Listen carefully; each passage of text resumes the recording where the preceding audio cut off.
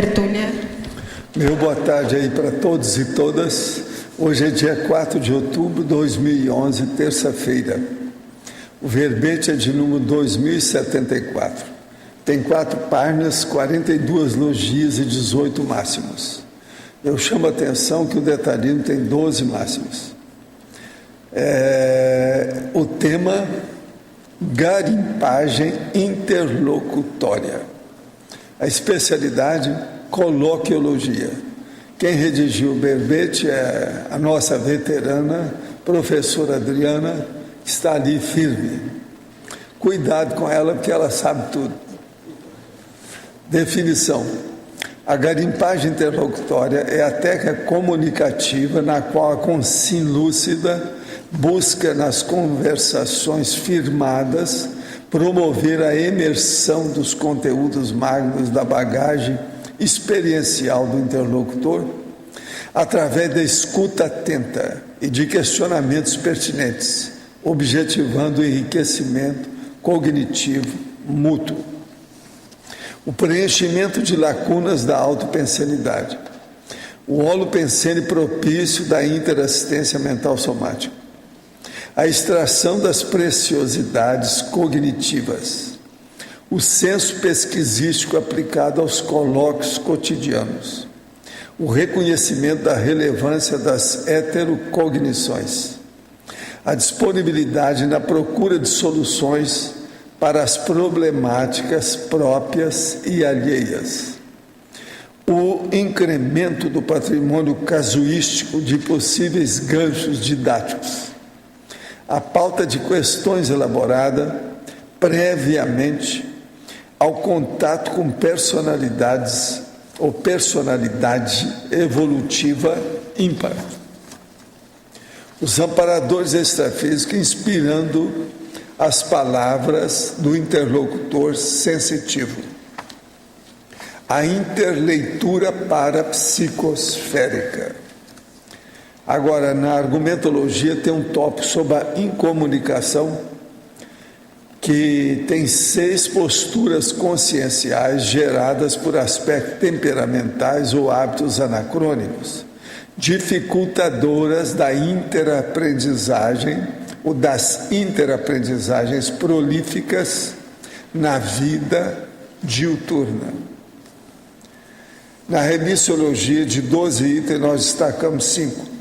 Autoconsciência verbal, coloquialismo, esclarecimento interpares, interlocução e princípio coloquial. Frase enfática. A garimpagem interlocutória expande o universo de consciências fonte, provedoras de subsídios às pesquisas, GESCONs e intervenções tarísticas, e firma a postura evolutiva sempre aprendente. Você costuma aurir conhecimento das interlocuções cotidianas?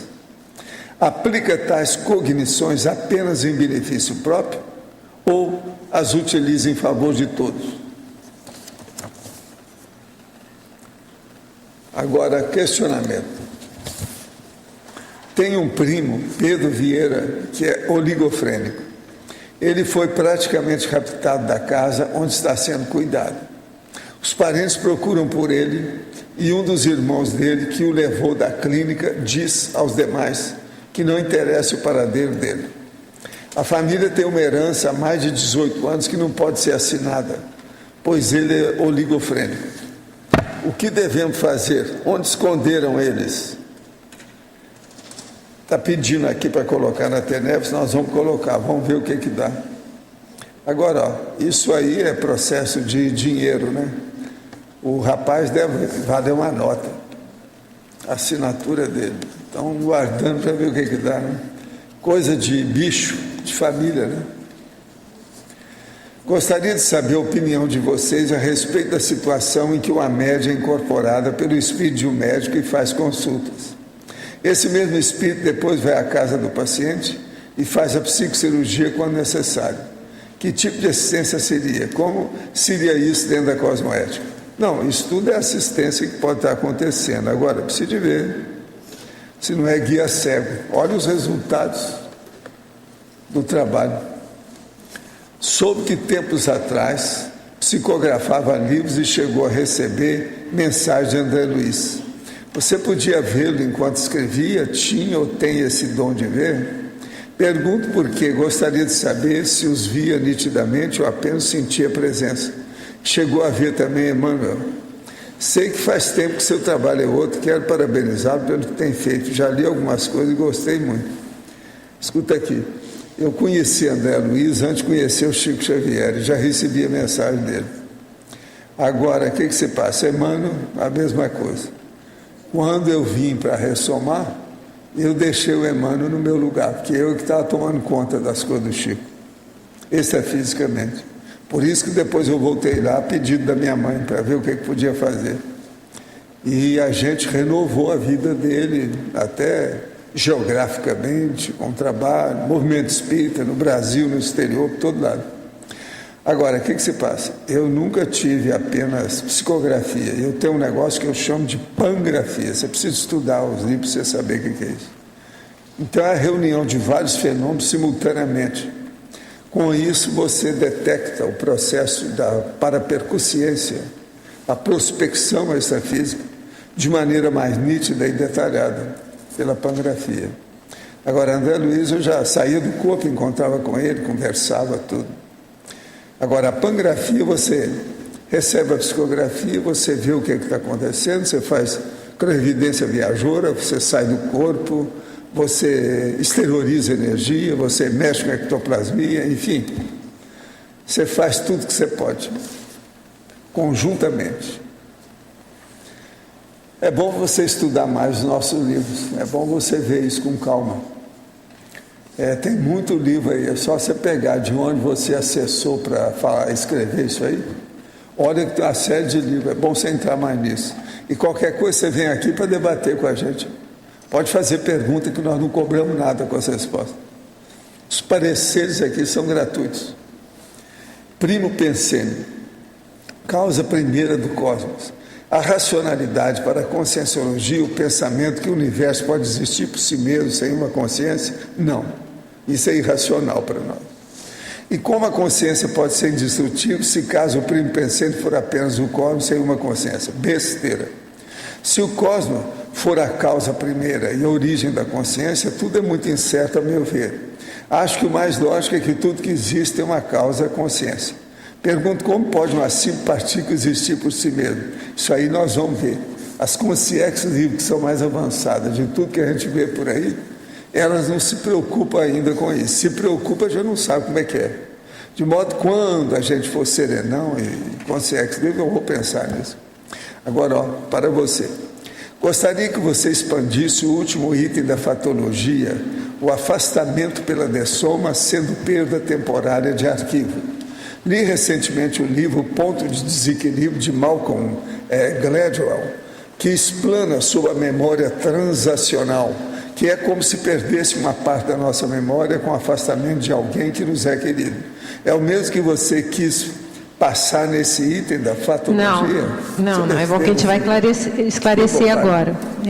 Porque o conceito que a gente está passando aqui é o da garimpagem interlocutória. O que é isso? A gente aproveitar as interlocuções cotidianas para aurir conhecimentos do que as outras pessoas têm.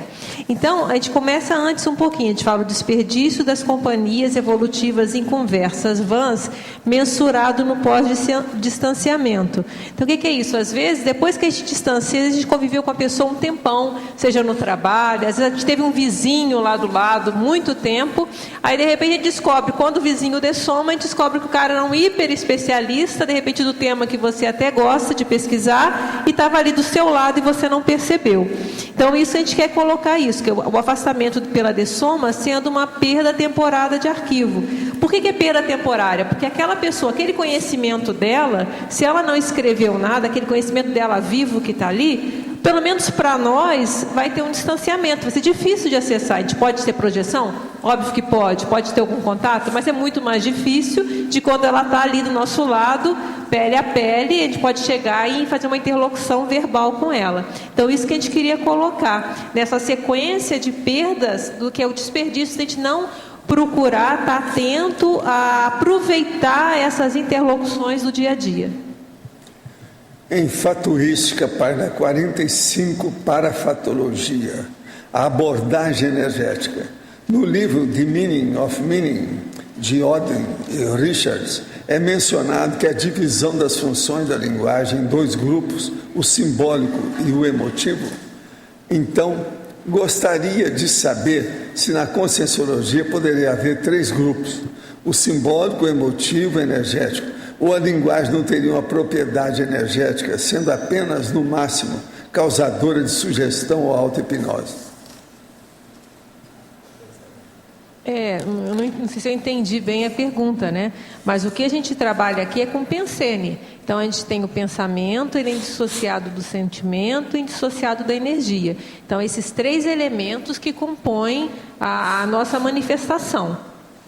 Então, o simbolismo estaria dentro da ideia, dentro do PEN. Se é que eu entendi a pergunta. Devido ao fato de não ter um bom domínio do português, algumas perguntas que faço nas tertúlias têm seu foco alterado pela correção da frase ou pela interpretação das mesmas. Dessa forma, além de eu ter que estudar português, o que a verbetógrafa recomenda para eu melhorar o modo de apresentação das perguntas? Olha, mas que é interessante você verificar, a barreira da língua é um fato. Então, realmente, você aprender mais português vai facilitar você se expressar de uma forma mais clara. Agora, eu faria para você também fazer uma pesquisa se no dia a dia, mesmo no seu idioma, se isso dá, se você tem muito mal entendido no seu dia a dia. Que aí você tem que melhorar a sua forma. Está muito bom, ele está melhorando. Escrevendo todo dia assim, ele vai acabar aprendendo tudo. Exatamente, acaba aprendendo português. Todo dia, né? Às vezes ele manda 3 perguntas num dia só. E busca ser o mais claro possível na hora que você esquecer. Hoje só tinha 1, 2, 3, 4, só 5 correções, para ficar bonitinho. Mas está perfeito, o português está indo bem, a gente entende o que ele escreve, está melhorando. Né? Quem é que está com o microfone? É você aí? Cuidado com a barba dele. Está na página 45. Sim. O primeiro sinergismo. O sinergismo, garimpagem, interlocutória, doação ideativa. Você falou isso na questionologia também. Você podia aprofundar perfeito. isso? É para diferenciar bem a questão da garimpagem, né? Que essa garimpagem a gente coloca bem na definição, que é para um enriquecimento mútuo. Então a gente coloca também o diálogo ganha-ganha, a gente faz uma correlação com a questão da negociação ganha-ganha, né? É aquele diálogo que é dos dois lados, quer dizer, você enriquece e é enriquecido. E aqui a gente fala que é um sinergismo, que se você usa a técnica da garimpagem interlocutória, quer dizer, você vai buscar ter mais informações no dia a dia, através da interlocução, e você doa essas ideias, quer dizer, você, ou através de uma publicação, ou até de alguma forma, até passa para frente, isso vai te fazer, vai ser sinérgico, porque você acaba tendo mais amparo, e esse amparo vai te ajudar você a encontrar mais pessoas, essas pessoas vão surgindo na sua vida. Então, isso seria um processo sinérgico, ajudaria uma coisa na outra. Então, se você faz a garimpagem só para você, acaba travando. Aqui não. E até, por exemplo, na hora que a gente faz aqui um verbete, ou faz um livro, ou faz um artigo, a gente está se posicionando sobre determinado tema. Isso também vai atrair as pessoas que conhecem esse tema a vir conversar com você. Então, elas vão poder, às vezes, quando vem uma ideia de um livro, vem ideia de teve aquela reportagem tal, ou até para conversar mesmo, às vezes na conversa vai enriquecendo a sua pesquisa. Então, essa doação também, ela é de mão dupla, né? Então, ela enriquece também a garimpagem. Então, por isso que é sinergismo. Essas duas posturas, elas acabam sendo sinérgicas. Aqui, na fatologia, na página 44, a terceira linha de baixo para cima, depois pula para a segunda, o autopreparo, pré-interlocuções raríssima. Sim, é para facilitar essa garimpagem. Então, um exemplo máximo disso é a entrevista com o serenão, né? Então, por exemplo, se você encontrar um serenão agora, você sabe o que você vai perguntar para ele? Porque senão é um momento raríssimo, né? Apareceu na sua frente, você vai pensar, o que eu vou falar agora? O tempo passou, né? Já foi, né? Então, esse é o exemplo extremo, que é o ideal, Mas outra, você vai conversar com um especialista em alguma coisa. Se você tem aquele apriorismo técnico, que a gente fala depois, né? Você tem mais ou menos a ideia do que você vai perguntar, fica mais fácil. Essa conversa, ela vai ser mais produtiva. Se você tentar na hora pensar o que você vai perguntar, é mais complicado, se você for super esperto, mas mesmo assim, se você vai antes, já refletiu sobre o tema, isso vai facilitar muito mais. Então, isso que a gente queria dizer. E por isso que a gente falou, a personalidade, como é que fala? A interlocução raríssima, tem a ideia também da amizade raríssima, né? Aqui, o apriorismo técnico, a pauta de questões elaborada previamente ao contato com personalidade evolutiva ímpar. Correto. Agora, na própria fatologia, a sexta linha, aqui na página 44 mesmo, né, agora de cima para baixo. Tá. A habilidade para manter a conversação em mão dupla. Sim, tem pessoas que têm mais que outras, né? Que essa habilidade, tem as pessoas que são mais a famosa boa de papo, né? E quem é bom de papo, geralmente é bom de escuta também, não é só bom de falar. Porque um diálogo que só uma pessoa fala, ninguém aguenta. Então, aí a pessoa não é boa de papo, tá certo? O bom de papo é lá e cá, é lá e cá. Então, ela fala, ela ouve, ela fala, ela ouve. Então, isso é uma habilidade que algumas pessoas têm mais que outras. E até a ideia da garimpagem é dizer que isso tudo tem técnica. A gente fala assim, tudo tem técnica, né? Essas pessoas têm uma técnica. Por que a gente não vai tentar aprender com elas? É ficar observando. Então, a gente vai aprender e a gente vai se tornar até mais habilidoso nessas coisas. Agora, essa habilidade, ela supõe que a pessoa dê espaço para outra falar, mas sim. E a outra também, talvez seja. Tem gente que, não sei se você já começa a perceber no seu dia a dia, tem aquela pessoa, uma pessoa que você considera que é boa de papo. E aí você começa a observar essa pessoa, como é que ela faz. Ela tem o espaço, ela sabe falar, e às vezes ela sabe instigar o outro a falar. Ela sabe, que a gente fala o que é a garimpagem? Por isso que a gente ideia de garimpagem, né? Porque a garimpagem você vai pegar aquela pérola. Então a pessoa, se ela tem habilidade, ela consegue, no papo, até que aquela pessoa consiga expor aquilo que ela sabe mais. E que é bom para ambos, entendeu? Mas a pergunta é em função de que essa habilidade tem que ser das duas, porque se tiver isso eu tô querendo ou de uma só, como pergunta. Entendi o que você está falando, Arlindo, mas a minha ideia é o seguinte. Essa habilidade, se uma pessoa é muito boa de papo, ela consegue, obviamente, se for duas boas de papo, melhor ainda, né? Mas se a pessoa é boa de papo, geralmente ela consegue, como é que fala? Tirar a minhoca do cimento, entendeu? Ela tem essa facilidade, que aí eu estou falando da técnica da garimpagem, né? Ela tem essa facilidade também de ajudar esse outro, que mesmo que não seja bom de papo, a se tornar tornar essa conversa mais produtiva. Então, aqui eu estou falando de um lado só, que é porque a garimpagem é de um lado só. Você vai garimpar e vai ajudar aquele outro a se expor melhor. Entendeu o que eu estou querendo dizer, Arlindo? É mais uma interlocução assistencial também, lógico. Aí você está dando espaço para o outro e você administra. E aí tem uma série de técnicas, né? Eu começo a observar as pessoas. Você tem aquela pergunta quebra-gelo, que ela é importante também. Então a pessoa faz um quebra-gelo, pergunta, vai sentindo. Tem a questão da energia também, que não é só a parte da interlocução, tem a parte energética também, né? A questão do acolhimento energético na conversa. Então tem uma série de itens e de elementos que compõem esse bom papo, né? Essa boa conversa, essa conversa produtiva. Tá, ok, obrigado. Tá? Por favor, não entendi na principiologia o que significa o princípio da cobaiagem consciencial recíproca e também o princípio de para tudo haver técnica. Tá.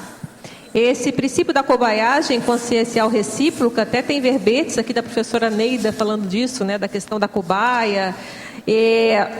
O que a gente fala aqui na conscienciologia é que nós somos cobaias um dos outros, né? Então, a nossa experiência, ela serve de elemento de aprendizagem para os outros, tanto os nossos acertos quanto os nossos erros. Então, somos todos cobaias. E aqui na Cognópolis isso ajuda muito, porque nós estamos aqui convivendo diariamente.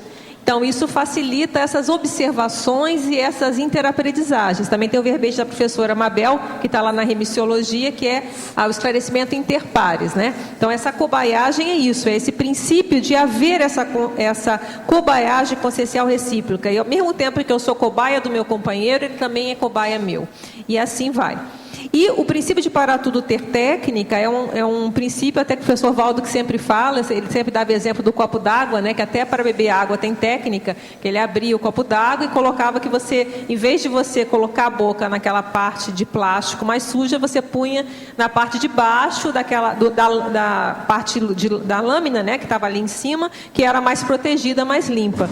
Então, por que esse princípio está aqui? Porque se tudo há técnica, se a gente parte desse princípio da Conscienciologia, que é a técnica para tudo, o que acontece? A gente vai passar do princípio que toda competência tem uma técnica. Mesmo que às vezes as pessoas usam aquela técnica sem saber, já entrou no sangue, né? Tem uma que eu falo pior, né? Que o povo fica implicado. Qual que é? É espirro. A pessoa é verdade, não quer espirrar. É verdade. Se ela não quer espirrar, tem que anular o reflexo do espirro. Se ela fizer isso, conforme o tipo de nariz, ela arrebenta o tímpano. Se ela fizer assim, ela não espirra. Então veja, é apenas a mudança, ó, que assim, ó, passa tudo que tiver qualquer coisa aí, não está tampando as narinas, as coanas. Agora, se fizer isso, conforme o nariz, tampa tudo. Estoura o tímpano. Isso é técnica de espirrar. E a técnica de sexo? E a técnica para comer, alimentar? E a técnica para dormir? Tudo tem técnica. E a vovozinha vai bem? Até para conviver com a vovozinha precisa ter técnica. Não, estou só lembrando como é que é. Em detalhinho, página 45, Principiologia, terceira linha. Poderia expandir o princípio assistencial da não acepção de pessoas? Assim, se você parte do princípio, então, que para tudo tem técnica. Então, aquelas pessoas que são competentes em alguma coisa, elas têm uma técnica para isso. E você pode, então, se observar bem e até perguntar para ela, você vai aprender essa técnica que ela tem. E parte do princípio, então, que todo mundo, que é aquele anterior, né? Que toda consciência tem algo a ensinar e aprender. Todos nós já vivemos muito, mas muito. Então, a gente ensina o tempo todo. Alguma coisa a gente sabe fazer bem. Ou até a gente vai aprender também com o que a gente faz errado, mas a gente sabe alguma coisa. Então, com isso, não tem mais razão de ser a acepção de pessoas, que é aquele elitismo, né? Ah, com fulano eu não vou dar bola para ele, porque isso aí não tem nada não, isso aqui não, ele não tem nada a me oferecer. Que aí entra a questão até do outro verbete, ignorância ignorada, né? Muitas vezes ignorância ignorada é isso, a pessoa acha que ela já sabe tudo, então, ó, fulano não tem nada a me oferecer, banana para ele. E a gente está querendo mostrar que não é isso, né? Que na verdade...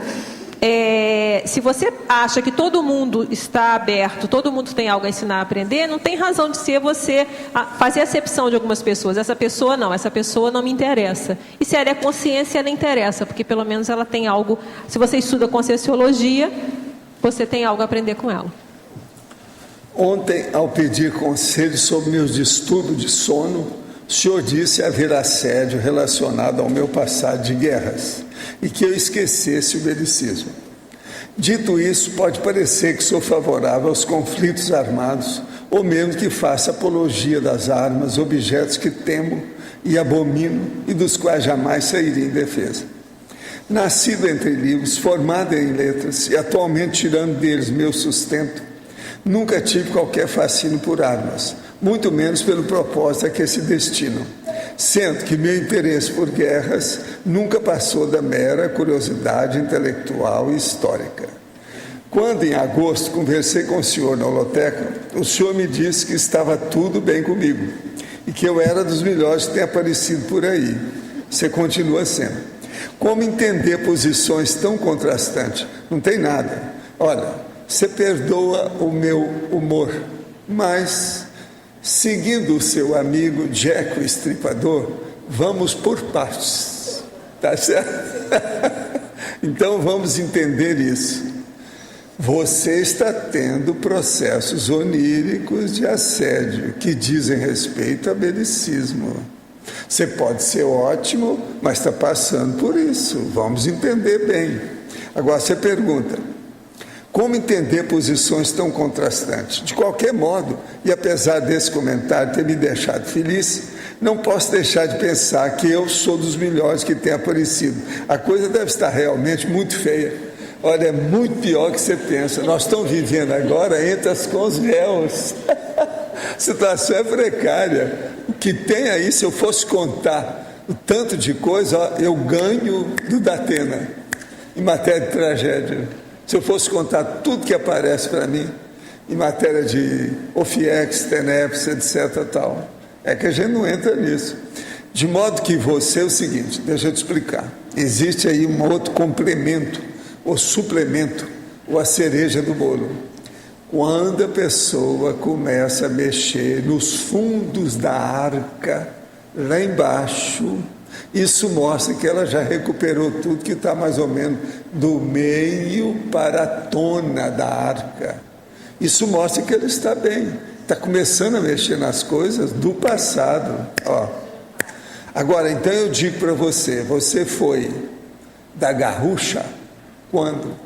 Pode ter sido há 5 vidas, 10 vidas, ninguém sabe, mas ainda tem a boca torta, uma pedra no sapato, alguma coisa nesse sentido, um espinho no dedão do pé, um calo na mão, alguma coisa está vendo por aí. Vê se você me entende. Então, é como eu disse, seguindo o seu amigo Jack o Estripador, vamos por parte. Essa é que é terrível, né? Entendeu? A gente tem que entender os processos do tempo. Vê se você entende isso. Agora, você realmente é fora de série, eu sei. Mas agora, eu não vou deixar, não vou te tapear. Eu tenho que falar aquilo que é real. Esse negócio de você não dormir não está correto.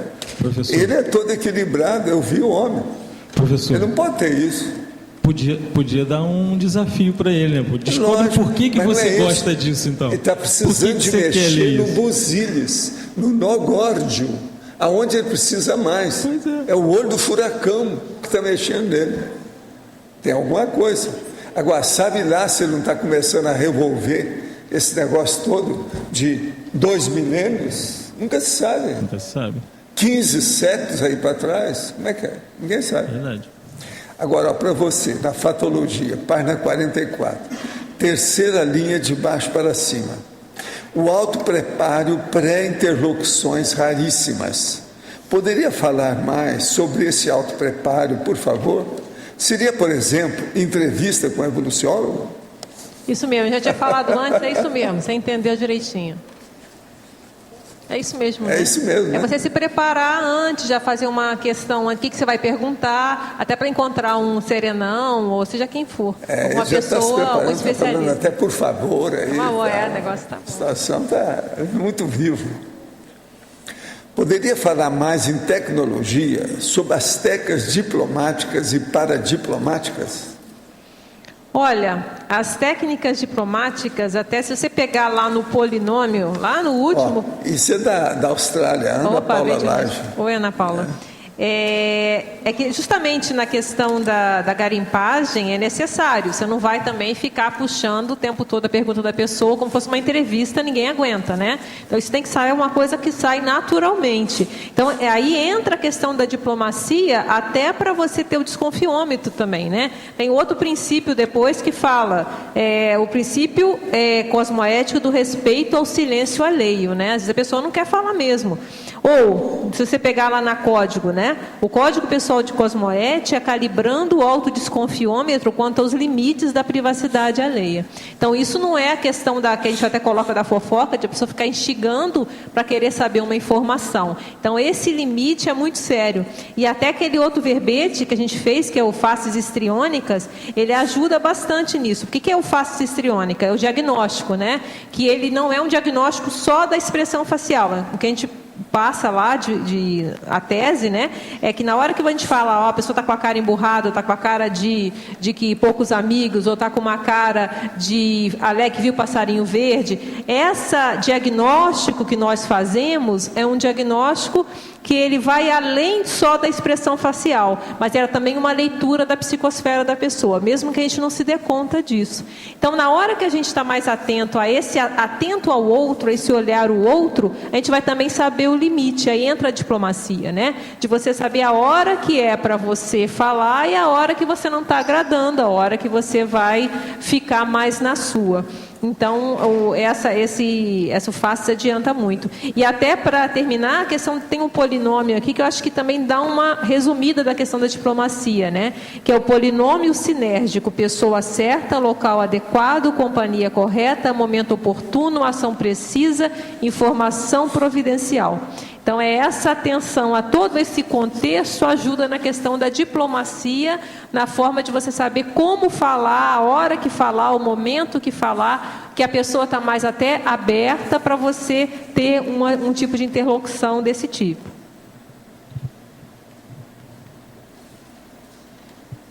Alguém está com o microfone? Eu aqui. Fala, Grace. Me tira uma dúvida sobre a ignorância ignorada. Pode falar. Olha só, se uma pessoa ela tem potencial, ela é senha para um monte de coisa, tá? Mas ela não tem noção disso. Isso é considerado também ignorância ignorada? Até certo ponto, né? Porque o contexto que a gente quis falar da ignorância ignorada é Era quando a pessoa se fecha. E... Até que ponto? Se ela está fechada até a ver os trafores dela, não deixa de ser. Porque aí você vê o outro lado, que é o lado mais, que não seria, tudo é nosográfico, né? Mas pelo menos ela não está só vendo os defeitos ou o que ela não sabe, ela também não está nem querendo ver o que ela sabe. Exatamente. Mas se não tem noção, aí que fuga é essa? Porque a gente sabe que a gente sabe, né? Então é mais sério ainda, quer dizer, o que está tendo esse bloqueio, o que impede, o que está fugindo, né? Porque é uma fuga. Está fugindo de quê? Por que eu te perguntei isso? Porque aí então a ignorância ignorada a gente também podia botar nessa reprimida, porque muitas vezes ela está reprimida.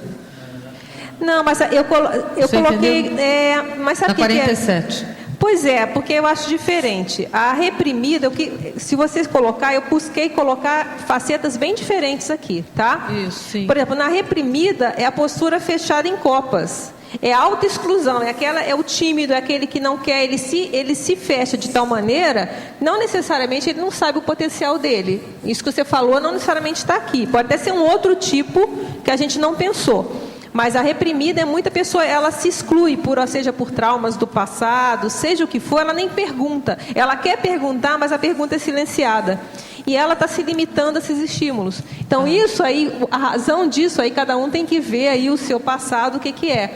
Então, é bem diferente, por exemplo, do arrogante. O arrogante é mais ignorância ignorada. Eu já sei.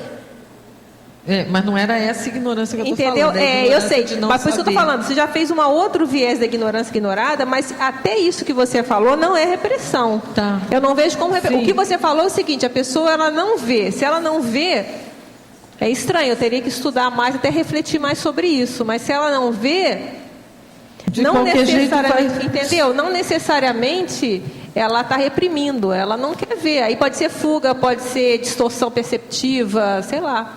Não necessariamente é a repressão, entendeu? Agora, onde entraria esse outro, teria que pensar. De qualquer jeito, ela vai ficar nessa coisa da incomunicação. Vai ficar. Concorda? Não necessariamente, porque você está falando dela mesma, é ela com ela não vê um para fora dela. Eu não entendi ainda onde entra a comunicação. Se ela não vê isso, ela não vai nem tentar fazer nada ali, ou até ajudar outra pessoa, porque ela não acha que ela é capaz. Ela não acha que ela tem condição de estar ali fazendo essa comunicação, de expor alguma coisa que ela já sabe. Aí teria que pensar aí a embotada, sei lá, teria que pensar o que seria isso, né? Que ela está num nível de, não deixa de ser reprimida também, mas que eu não encontrei. Mas nada ela na assim. verdade ela está totalmente obnubilada, não quer. Mas é estranho, né? Porque a gente conversa. Sabe o que eu estou achando estranho? Não está batendo aqui na minha cabeça? É porque a gente conversa, é impossível você viver sem falar com ninguém, né? Então você fala com alguém, às vezes a pessoa pode achar que ela não vai falar, de repente com determinada pessoa ela se sente reprimida com o Zezinho lá, que ela acha que sabe mais. Mas ela fala com outro colega, ela tem que ir lá na hora da padaria, vai ter que comprar um pão, vai ter que falar. Então, a interlocução, ela faz parte da vida. Ela pode estar reprimida, às vezes, de falar com alguém, mas com todo mundo acho muito difícil. Aí a gente entra no autismo, já é parapatologia, já é outra história, entendeu, Grace? Mas vamos pensar mais.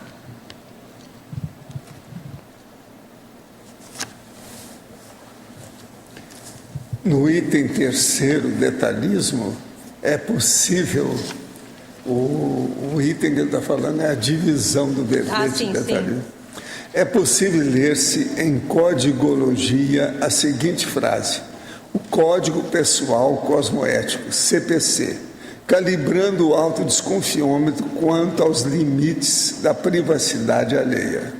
Apesar de uma tendência a concordar com essa ideia, parece-me que muito frequentemente os trafares são mantidos dentro dos limites da privacidade de cada consciência, ou seja, comumente não se está disposto a falar abertamente sobre eles, justamente por ser assuntos que trazem desconforto, vergonha e outros sentimentos desagradáveis. Dado isso, para que haja uma possível assistência através do esclarecimento, não é preciso justamente avançar o mínimo dentro dos limites pessoais do outro, ainda que com cuidado, como forma de movimentar algo que a própria consciência preferiria manter em silêncio? Olha, Sim. aqui é com 5 cobaia. Isso. E aí você tem que pensar, mas olha só, eu não estou dizendo, quando eu falo o Código Pessoal de Cosmoética, ele vai calibrar o autodesconfiômetro quanto ao limite. Então você tem que saber até onde vai. Aí entra o limite do estupro evolutivo, o contexto que você está ali numa função, você é um terapeuta, você sabe fazer isso? Ou você vai ficar só cutucando ali a pessoa por cutucar? Você sabe cutucar e sabe depois levantar ela de novo? Existe técnica para isso, existe a consciência terapia, existem pessoas treinadas para fazer isso.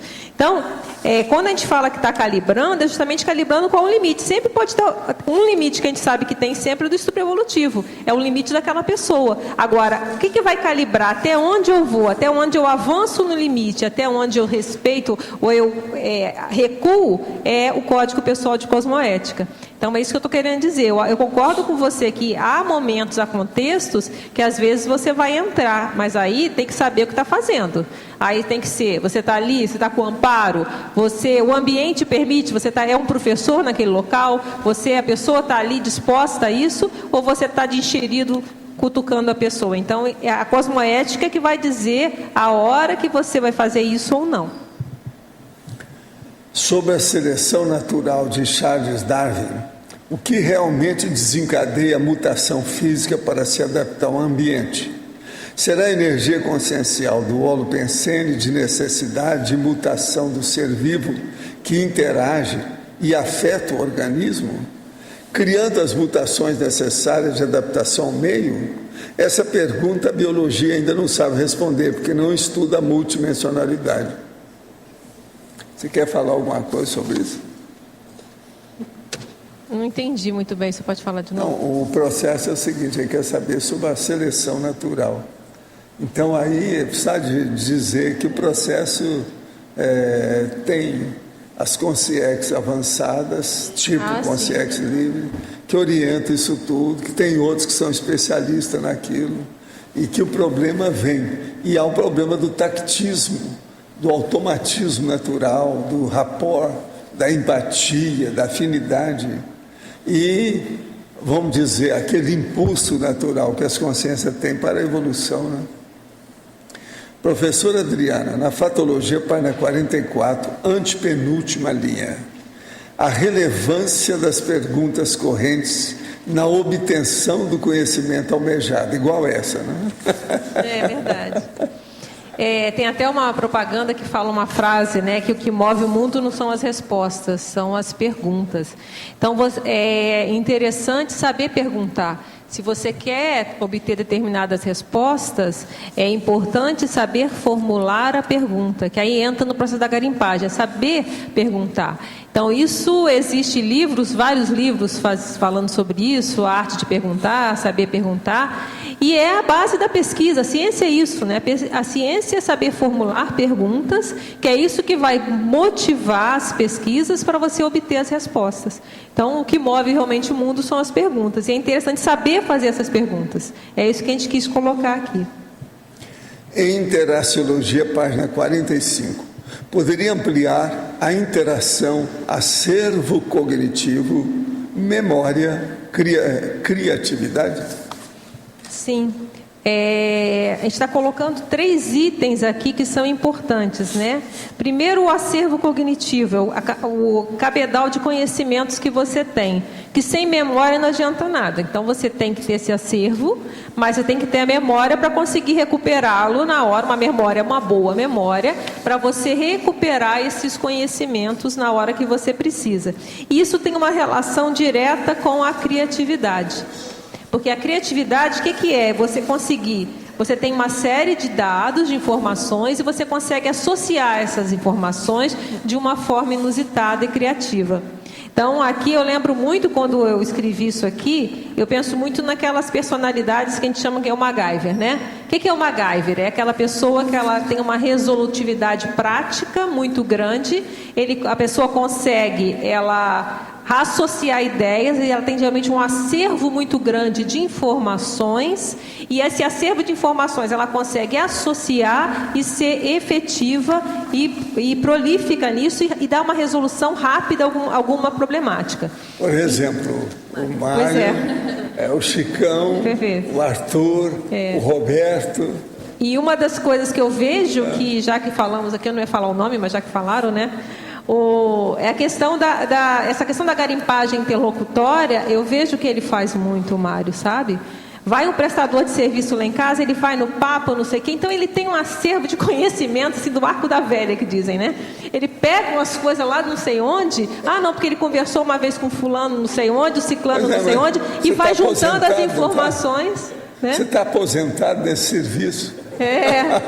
Não, mas isso para tudo, né? Não é só nessa área, é em tudo. Então, tem algumas pessoas que são exatamente fazem isso muito bem. Estava com a ideia de passar para o discernimento. Aí todo mundo está fazendo uma força danada. Que legal. Vai ter um lá. Imaginou? Chave. O tempo todo vai ter uma chave na mão para resolver as coisas de informática, o negócio todo. O rádio né?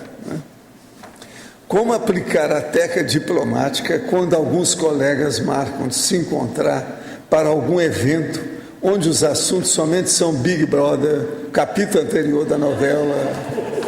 É com você. Bem, aí é aquela história que a gente coloca aqui, né? Vamos até falar aqui, ó. Na conversa oca, conversa vazia, falação sociosa, papo furado, lenga-lenga, lero-lero. Quer dizer, é uma conversa que não vai levar nada a lugar nenhum, né? Agora você tem que ver, existe o limite da socialidade, existe a hora de você ter esse papo sobre o tempo, né? A questão é você ficar o tempo todo nisso. Tem horas que até para quebrar o gelo, né? Você vai falar, e você fala aquelas bobagens ali para fazer um mínimo de sociabilidade. Agora tem um limite. Se você vai ficar a noite toda só falar disso, é complicado. Então, aí você tem que ver como é que você faz o uso do seu tempo. Aí você vai ter que ver, avaliar. E, às vezes, as pessoas também... Há um hábito, né, social de falar esse tipo de coisa. Futebol, mulher, moda. Mulher fala de moda, homem fala de futebol e de mulher. E fica isso meio lugar comum. Às vezes, tenta colocar uns outros papos lá no meio. Às vezes dá certo, às vezes cola, né, quem sabe. Tenta. Mas em homenagem às nossas amigas, né? A gente dá 10 minutos para isso só, né? Sim, por favor. Mas às vezes tenta colocar outras informações ali, pega os papos às curiosos. vezes é preciso falar dessas coisas para poder combater essas coisas. Às vezes isso às também. Vezes é necessário. Tem por onde. Eu até peguei aqui o verbete do Felipe Mansur, teve um parágrafo que eu tinha gostado muito, né? Gostei muito, né? Que ele fala na culturologia, ele fala assim: a cultura do barzinho, onde jovens se reúnem para exercer a convivialidade através do umbilical chakra, inevitavelmente será substituída, em futuro próximo, pela cultura do debate intermissivo, no qual a convivialidade será exercida através do mental soma, ampliando os efeitos intermissivos e eliminando problemas enfrentados pela juventude nos dias atuais. Quer dizer, tem que ter uma mudança de mentalidade, porque hoje é muito lugar comum mesmo, as pessoas não sabem pensar diferente. Então, às vezes, você vai conseguir mudar aí um pouquinho, quem sabe? Na página 45, em numerologia, o ato de pensar as pérolas negras cognitivas. Você pode clarificar isso um pouquinho? Qualificar, que você falou? Clarificar, sim. Olha só, nessa numerologia, tem duas numerologias, né? A primeira, eu estou explicando a garimpagem aqui, né? Então, eu posso falar as outras só para clarear, né? Então, vou começar aqui, ó. O ato de enxergar os trafores intelectuais. Se você está querendo garimpar alguma coisa, você vai detectar, você tem uma questão do traforismo. Você vai ver o que aquela pessoa tem de trafor. Outro, o ato de detectar as competências teáticas. Pode ser a competência que ela tem. Então, você, às vezes, na conversa, vê, pô, essa pessoa é boa nisso. Então, vamos explorar um pouco isso, vamos conversar. E as pessoas gostam de falar daquilo que elas sabem, né? É interessante, elas se sentem também valorizadas. O ato de evidenciar os conhecimentos primordiais, que aí na conversa você conseguir trazer aquilo que é importante, aquele conhecimento que vale a pena. O ato de propiciar as permutas informativas, que então entra aquela história que a gente falou antes do bom de papo, né? O bom de papo, ele consegue isso, ele consegue propiciar essas permutas informativas, ele facilita, ele tem essa habilidade. O ato de pinçar as pérolas negras, que é a garimpagem propriamente dita, né? É a hora de eu conseguir, no papo, eu saber o que é relevante, o que daquela informação é uma pérola negra. Até a professora Cristiane falou ontem da pérola negra, né? Que é aquela informação inusitada, aquela informação diferente, aquela informação inusual, aquela coisa que é surpreendente, aquela que vai ajudar muito, às vezes, na sua pesquisa. E, às vezes, a própria pessoa não sabe que ela sabe aquilo, que aquilo é relevante. Às vezes, para aquela pessoa, aquilo é tão comum, é tão óbvio, ela domina tanto aquilo que para ela aquilo é uma bobagem. Aí entra aquilo que a Grace falou, né? A pessoa nem valoriza que aquilo é um super trafor que ela tem, ela acha que todo mundo tem aquilo. Então, às vezes, pelo nível de obnubilação, às vezes não tem muita... Não se tocou. E, às vezes, através da garimpagem, você pode até mostrar para ela, pô, mas isso aqui é muito sério que você sabe fazer, olha, isso é muito bom. Faz um verbete, né? Eu sou especialista em falar isso, faz um verbete disso, escreve isso, né? Então, vamos pôr isso para frente, vamos pensar mais sobre isso. Essa ideia é boa. Às vezes você conversa, a pessoa fala, poxa, mas essa ideia é muito boa, isso dá um verbete. Né? Então, às vezes a gente fala, ó, dá um verbete, faz aí, escreve, faz um livro, faz alguma coisa. Essa ideia é muito boa. Então, essa capacidade que eu estou querendo é você pensar essa pérola negra cognitiva e não necessariamente você vai pegar aquela pérola para você. Às vezes você vai mostrar para aquela pessoa, olha, isso aí é bom, olha, você está pensando que isso aí não? Olha, isso aí dá samba, como diz, né? Isso aqui dá ibope, isso aqui vai ajudar as pessoas. Tá? E aí, só para terminar então, né, o ato de patrocinar as aprendizagens recíprocas e o ato de sustentar as interlocuções taríticas, porque ela tem que ser sustentada, não só através do diálogo, mas através da energia também, né? Aí entra desassédio, uma série de coisas para você também sustentar aquela comunicação num nível de esclarecimento. Tá? Adriana Alzira. Sim, pode falar, Alzira. Na página 46, na segunda linha, o polinômio sinérgico, pessoa certa, local adequado, companhia correta, momento oportuno, ação precisa, informação providencial. Sim. Como que ocorre isso? É por escolha pessoal? É por amparo de função? Como que você vê esse polinômio? Olha, esse polinômio é até um polinômio bem... ele aparece bastante na enciclopédia, né? Então, até a gente deu o exemplo da questão da diplomacia aqui, né? Isso que eu vejo é o sinergismo, é a pessoa, como a gente fala, polinômio sinérgico, né? Então, às vezes, aquela confluência, aquela conjuntura se dá. Então, isso é o ideal, é a condição que a gente fala que é ideal. Então, às vezes, quando isso junta, é a hora que você vai aproveitar. Então, às vezes, é aquela pessoa que aparece do nada. Até a professora Cristiane ontem falou a questão das sincronicidades, né? Até teve sincronicidades aqui ontem.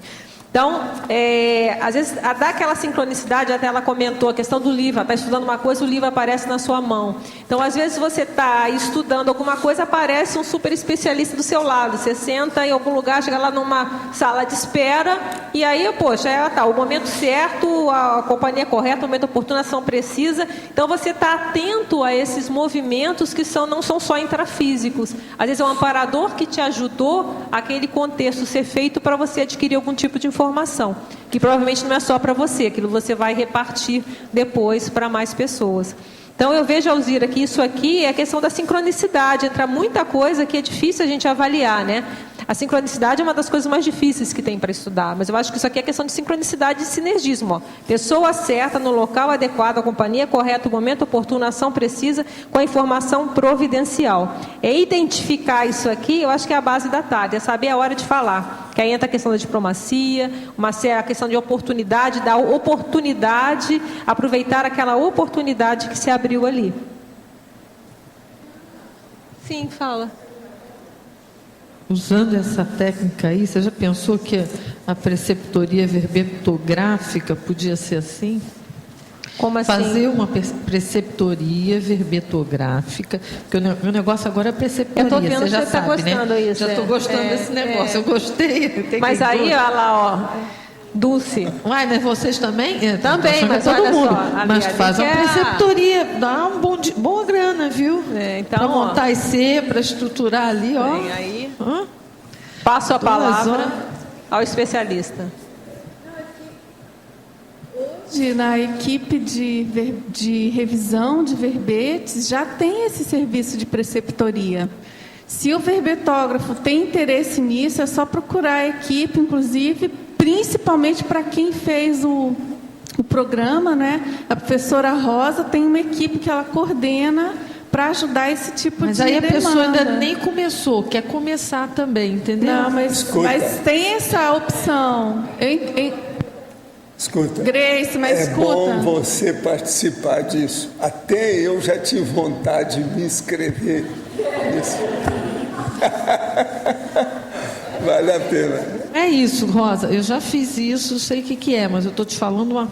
Sabe? Mano a mano, vocês com uma pessoa. Mas, Grace.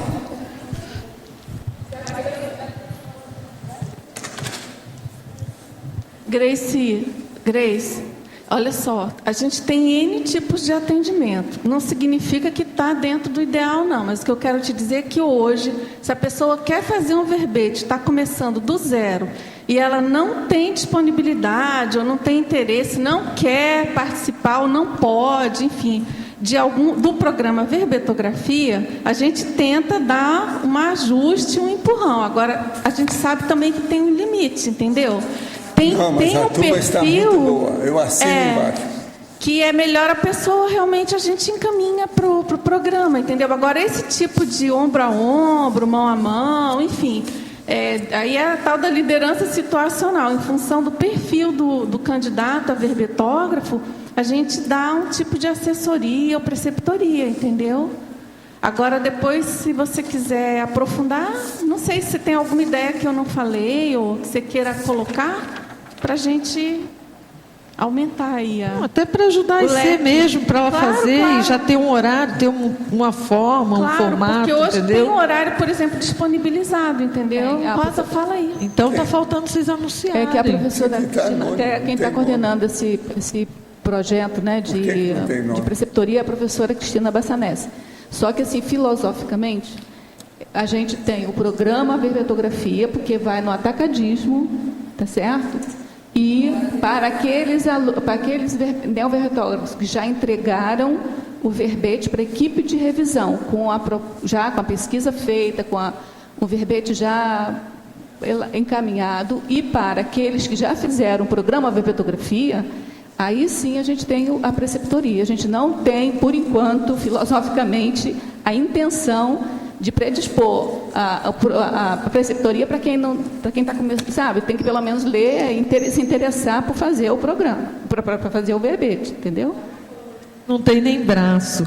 Mas não é questão de ter braço. Não é questão. Para mim, pelo menos, é uma questão filosófica. Quando eu trabalhava lá no Holociclo, eu ficava sábado e domingo de manhã à disposição das pessoas para explicar. Eu já expliquei muito, sabe? Estava assim, com predisposição, e eu vi que funcionava, ou quando a pessoa morava distante, que não teria esse contato direto aqui, que a gente dava uma visão geral, ou então... Conclusão, Grace. O povo está afiadíssimo em matéria de detalhe. Aguenta firme aí. Pode ser que depois a gente até mude de opinião, mas por enquanto a gente está optando pelo são vários anos nós estamos trabalhando. Nós estamos com 9 anos de tertúlias. Alguma coisa tem que ter acontecido. Para fazer um curso de medicina é mais ou menos isso. Então, o povo está muito técnico. O negócio é o detalhismo. Todo mundo entrou mais no detalhismo. Por que é que eu falo praticamente em detalhismo aqui todo dia? Hoje já foi falado 2 vezes aqui. É possível haver retrocognições mútuas entre 2 pessoas por meio de um colóquio? Caberia incluir tal ideia em fatologia? Isso tudo é possível. Mas se você for olhar, é muita coisa possível que vai pôr isso aí. Hein? Tem que pensar. O universo é amplo. Solicito uma orientação, pois tenho um problema familiar com minha mãe, uma senhora de 81 anos. Depois que meu pai dessomou, ela foi morar 400 quilômetros distante das filhas. Acontece que nesses 7 anos, ela já sofreu várias cirurgias e elimina um problema de saúde, inicia-se outro.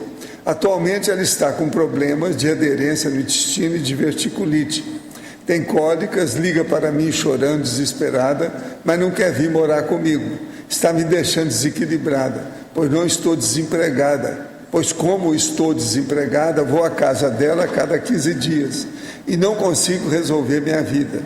Estou inserida na Conscienciologia há alguns anos, mas não vivendo plenamente. Realizei algum curso na ARAC, na OIC, estou esperando para fazer um ECP1 e assisto a tertúlias e sou voluntário na OIC em São Paulo, mensalmente. Segue o endereço dela para a TENEPS. Tá bom, vamos trabalhar com isso aqui. Agora, o problema é o seguinte, esse caso da pessoa nessa idade ter muitas cirurgias, problemas, transtorno, distúrbio, isso é normal. Com 80 anos, já é a 4ª idade cronológica, a pessoa tem no mínimo 7 comorbidades, pelos meus estudos, que é o meu caso, por exemplo. Mas, estou agindo, estou trabalhando. Já fui à Foz 3 vezes e não tive coragem de conversar com o senhor. Agora, assistindo esse verbete apresentado pela Adriana, eu decidi que na próxima vez, se for a Foz, irei conversar com o senhor. Sei, eu vou guardar seu nome com karma, para a gente entrar no grupo karma, não é isso? Essa moça deu o primeiro módulo de PDP aqui em Porto Alegre, foi muito bom. Já assisti vários verbetes apresentados por ela e minha admiração cresce cada vez mais. Hoje ela está se superando mais uma vez. Gostaria de registrar meus parabéns para ela, porque sei que toda essa inteligência é fruto de muito estudo, muita disciplina, suar sangue, como o senhor fala. Olha, é mais do que isso, essa aí é terrível. Eu conheço que são muitos anos que ela trabalha praticamente todo dia comigo. Mesmo quando ela viaja, ela trabalha comigo. Isso aí é terrível. Ela é escrava de Jó, que joga o caxangá. Ela é isso. Ela é terrível. Fiquei com a pulga atrás da orelha com a pergunta sobre belicismo. Eu acho que também tenho raiz do belicismo. Gosto muito da Rússia e da Alemanha. Isto é, muita curiosidade com o sistema nazista e comunista. Eu hoje, em particular, tenho uma repulsa imensa com o comunismo, a ponto de ter raiva e ficar desassossegado quando estudo sobre isso. É recomendável remexer esses ranços bélicos. Você deve remexer para ficar livre disso, né? Para combater o processo, mas está na cara. Agora, eu só te pergunto, você acha que no século XX, quer dizer, o século passado, você foi soldado alguma vez aí, em alguma vida, alguma coisa, em algum lugar, nas Orópicas? Pode ser que seja o processo europeu. É bem possível. Fica de olho, mas é por aí. Gente, quem é a próxima que vai falar com essa moça que sua sangue?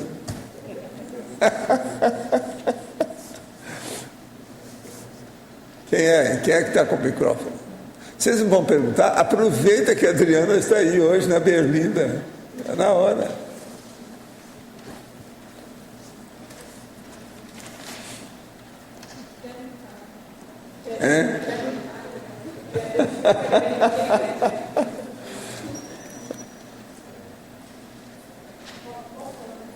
Pergunta. Se ela deixar. Você deixa, Adriana? Olha só. Quando você trabalhou 1 ano ou 2 lá, que você veio para o Rio, montou aquele consultório lá, chiquérrimo, você disse que em 1 ou 2 anos você fez o pé de meia, certo? Foi. Pois é. Por essa lógica, se você pegasse e ficasse mais uns 4 anos, já tendo aprendido a fazer o pé de meia, você ia quadruplicar. Eu não precisava trabalhar.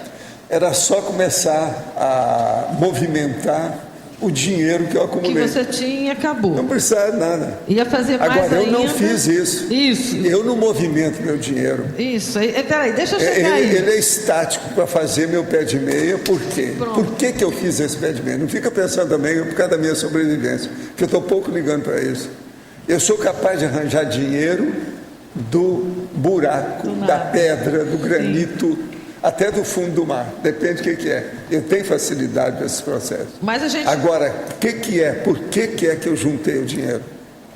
Porque, presta atenção, eu queria fazer enciclopédia e depois publicar a enciclopédia no fim. Se não tivesse dinheiro, eu ia colocar meus imóveis em cima disso. Agora, atualmente, eu já estou estudando um jeito já de repartir os imóveis.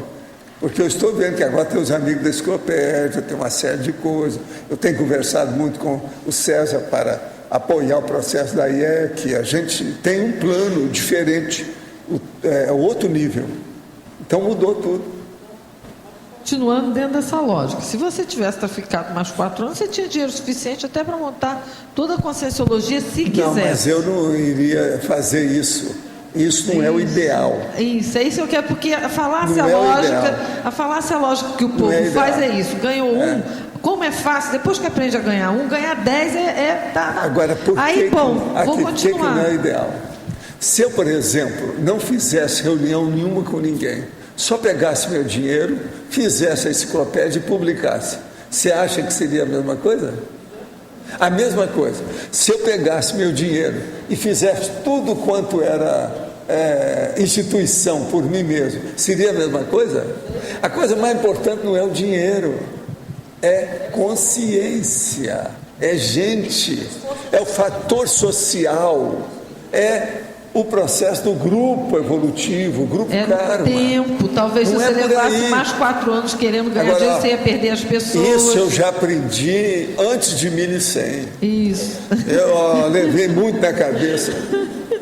Você está entendendo? Por que eu estou te perguntando isso? Porque a falácia lógica do povo é essa. Se eu ganhei agora se eu trabalhar mais 4 anos, eu vou ganhar mais ainda, e aí eu vou poder ajudar isso muito. É bobagem. E não chega nunca, bilionário, o bilionário. Quantos eu já encontrei desse jeito? Eu conversando com eles. E quando virou totalmente bilionário? Enrolado. Tem bilionário que eu conheci que está totalmente apagado com a vida dele. Aquilo que ele veio fazer, não está fazendo nada. Porque o negócio do dinheiro cresceu tanto na cara dele lá com os negócios, que ele vive preocupado com aquilo de manhã, de tarde, de noite e de madrugada. Então isso é terrível. Verdade. Dinheiro é o seguinte: se você tem alguns milhões de dólares, poucos, se passar daquilo, você já começa a se preocupar. Isso é um problema. E você vai ficar escravo daqueles bens, daquele patrimônio. Isso aí é um problemão. Agora, eu estudei isso demais. Agora, o que eu queria, em primeiro lugar, eu fiz. Quero estudar na Wall Street e depois eu fui para um banco, que é um dos maiores, que é o Wells Fargo Bank. Eles me deram as lições básicas, eu sou rápido para aprender certas coisas quando tem interesse. E eu vim no Brasil, estava favorável, eu apliquei tudo do jeito que eu aprendi. Você veja bem, depois eu acabei sendo representante na Bolsa como procurador de uma grande empresa do Brasil. E eles queriam, tinha gente lá, que era da área financeira, que queria que eu entrasse na sociedade sem dinheiro nenhum, só participando, eles entrando com os milhões. Eu falei, não vou entrar nisso. Isso foi quando eu estava deixando meu consultório, isso foi em 1969. Entende? Mas isso não me interessava. Eu demorei a fazer o consultório, porque eu queria fazer tudo de acordo com aquilo que Sakurai indicou. Por quê? Era o primeiro na América que havia alguém com a técnica do Sakurai. Então, eu sabia que ele mesmo ia indicar. Então, eu viria gente desses países todos, como aconteceu, que eu ia receber no meu consultório. Então, eu tinha que ter uma sala de visita do Sakurai. Você está entendendo? E mesmo assim, vocês sabem que eu fiz um negócio tão bacana, que o negócio ficava aberto, mesmo com as enfermeiras que eu tinha, que o negócio todo, eu coloquei uma opção de cor, tudo atarrachado, tudo registrado, com obra de arte na entrada, uma salinha que tinha, mas toda cheia de obra de arte. Uma pessoa chegou lá e conseguiu roubar a maioria do material. Agora, tinha coisa, obra de arte pequenininha que eu trouxe do Oriente, que arranjei tudo fora de série. Alguém chegou lá e conseguiu, porque enquanto a gente estava lá dentro, as enfermeiras não viram, a porta ficou aberta, alguém entrou, estarrachou os negócios e levou um monte de coisa. Entende? Aí eu falei assim, não adianta, né? vamos deixar.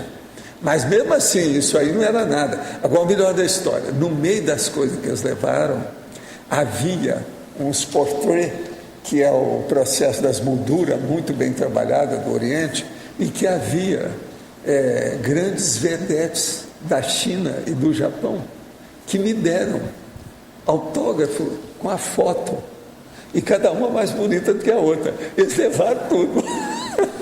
Eu nunca mais pude mostrar as donas que eu conheci, como é que era, tal. Gente que eu até atingi, inclusive tinha gente do Takarazuka que sumiu. Takarazuka é o teatro das mulheres, que só tem mulher, que faz papel de homem e de mulher, né? Agora, tinha umas lindérrimas, porque vocês sabem, chinesa tem umas de fechar o comércio em matéria de plástico. E algumas dessas a gente atendeu, então ela dava foto, né? Daí é costume isso.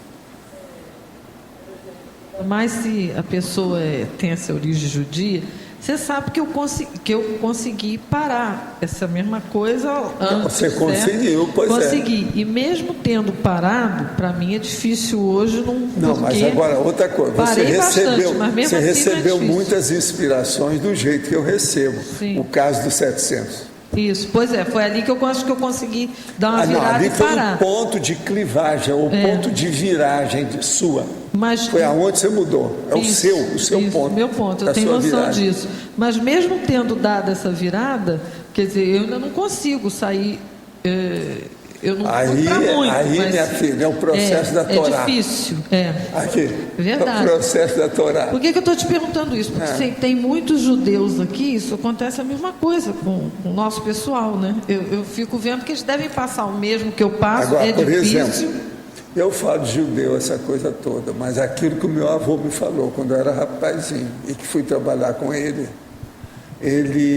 dizendo o meu processo em matéria de economia, eu devo isso aos judeus, porque foi com eles que eu aprendi, lá dentro. Entende? Muito. Por isso que eu tenho essa facilidade do processo de economia, a visão da coisa. Isso aí, quando você tem isso, é terrível você conseguir parar, mas agora segurar. Isso ficou tudo pequenininho, porque cada vez vem uma cenoura. A hora que você começar a estudar o extermínio do cifrão, tudo vai melhorar, porque a moeda vai acabar um dia. Pensa nisso, começa a estudar isso. Não, eu sei disso, mas como é difícil. Não, mas o problema não é saber. Procura pensionizar, refletir, estudando o processo. O jeito de extinguir o cifrão. O que vai acontecer no Estado Mundial? Isso vai te dar ideia. Também, se cair a moeda, o judaísmo cai junto. Pois é, o que eu falei, cai, por isso que vai ser difícil. Agora primeiro tem que cair mais o belicismo. O belicismo ainda está muito aceso na Terra.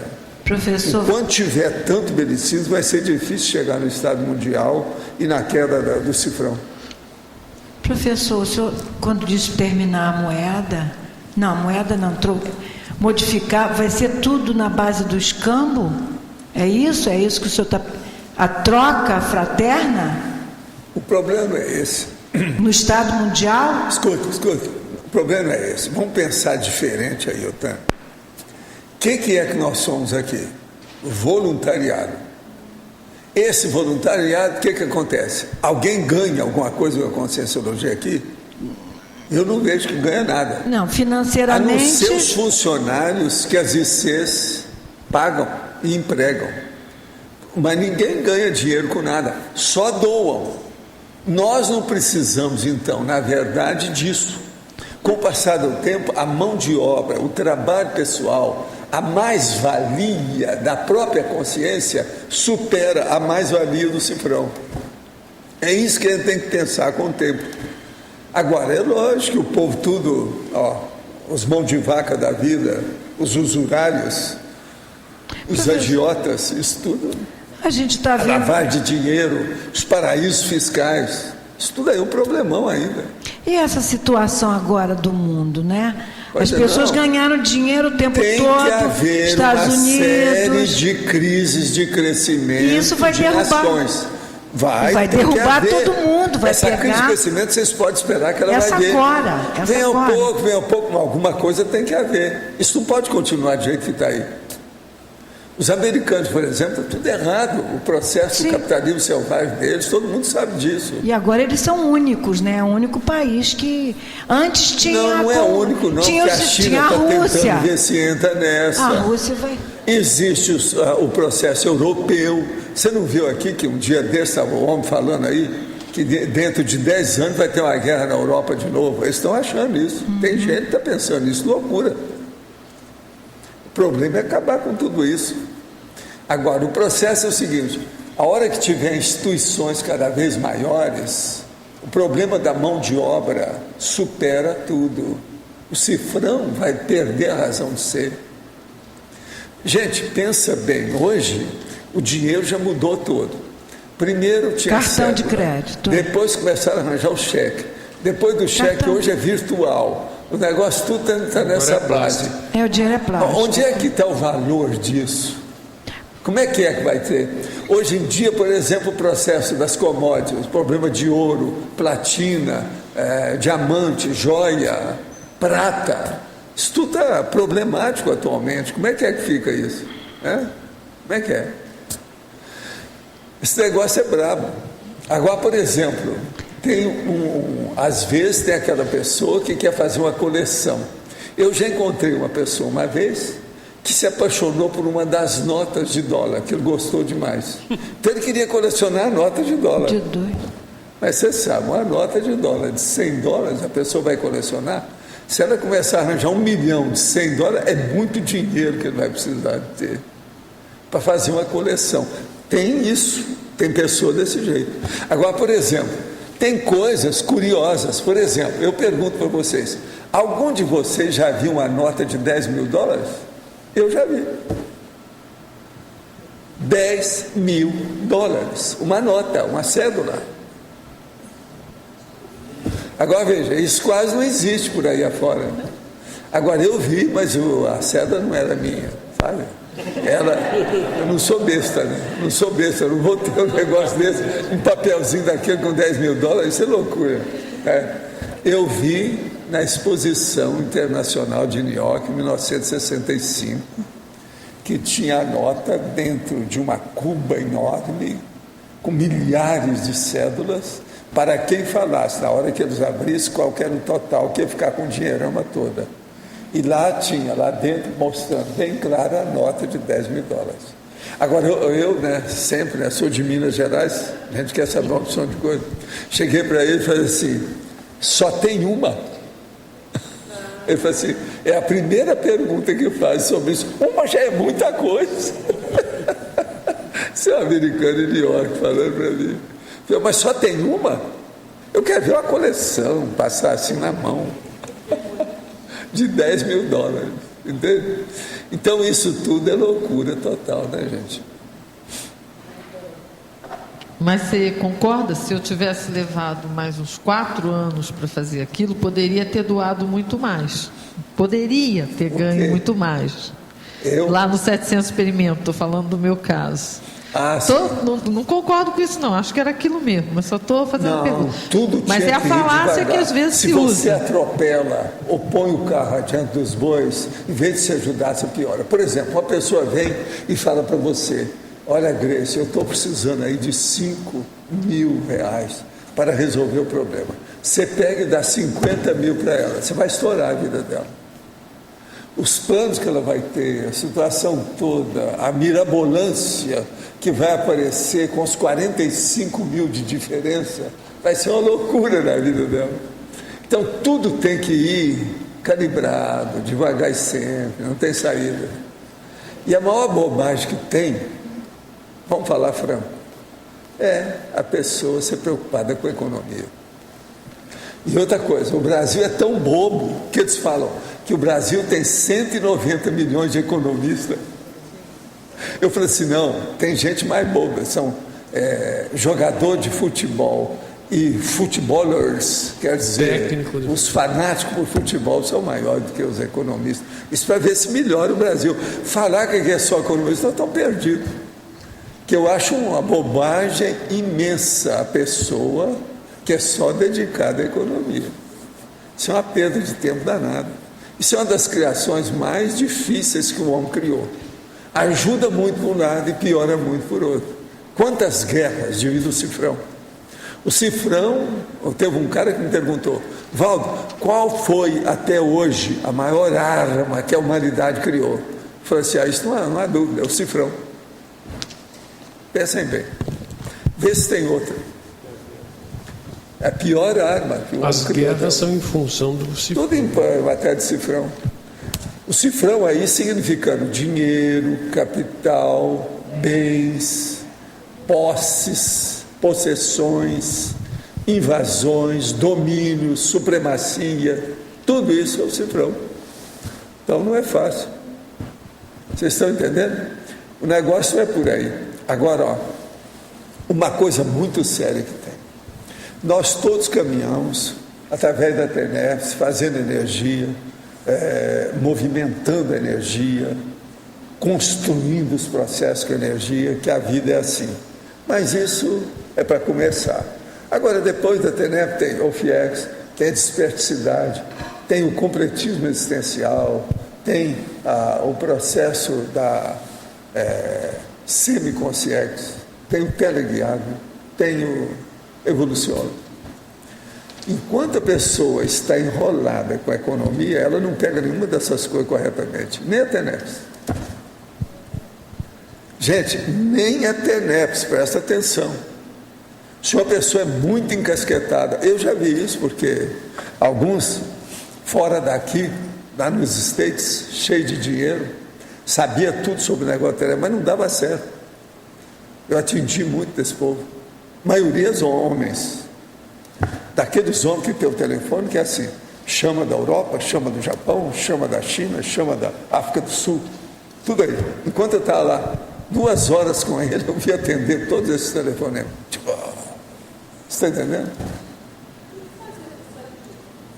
Sair disso, dá uma bela banana por dinheiro, oferece para os outros, faz uma fundação, doa, dá um jeito, mas agora pensa bem, ficar com bilhões. É uma loucura isso. Agora, uma pessoa dessa, ela pode ajudar um país que está ruim aí, faz uma coisa, passa para eles. Mas isso, aí você vai trabalhar numa IC na área financeira também. Você vai continuar pensando. Sim, mas ali você está produzindo o desenvolvimento de um serviço em alto nível, você está nivelando por cima. Uma pessoa que é um contador da IC é muito superior ao bilionário do Central Park. Presta atenção nisso. Nós temos que ver os valores reais das coisas do ponto de vista evolutivo, cosmoético, prioritário. Isso é muito sério. E outra coisa, contra fato e para fato, não adianta a gente brigar. O problema é esse. Então não é acabar exatamente com esse mecanismo, é acabar com esse mecanismo para si.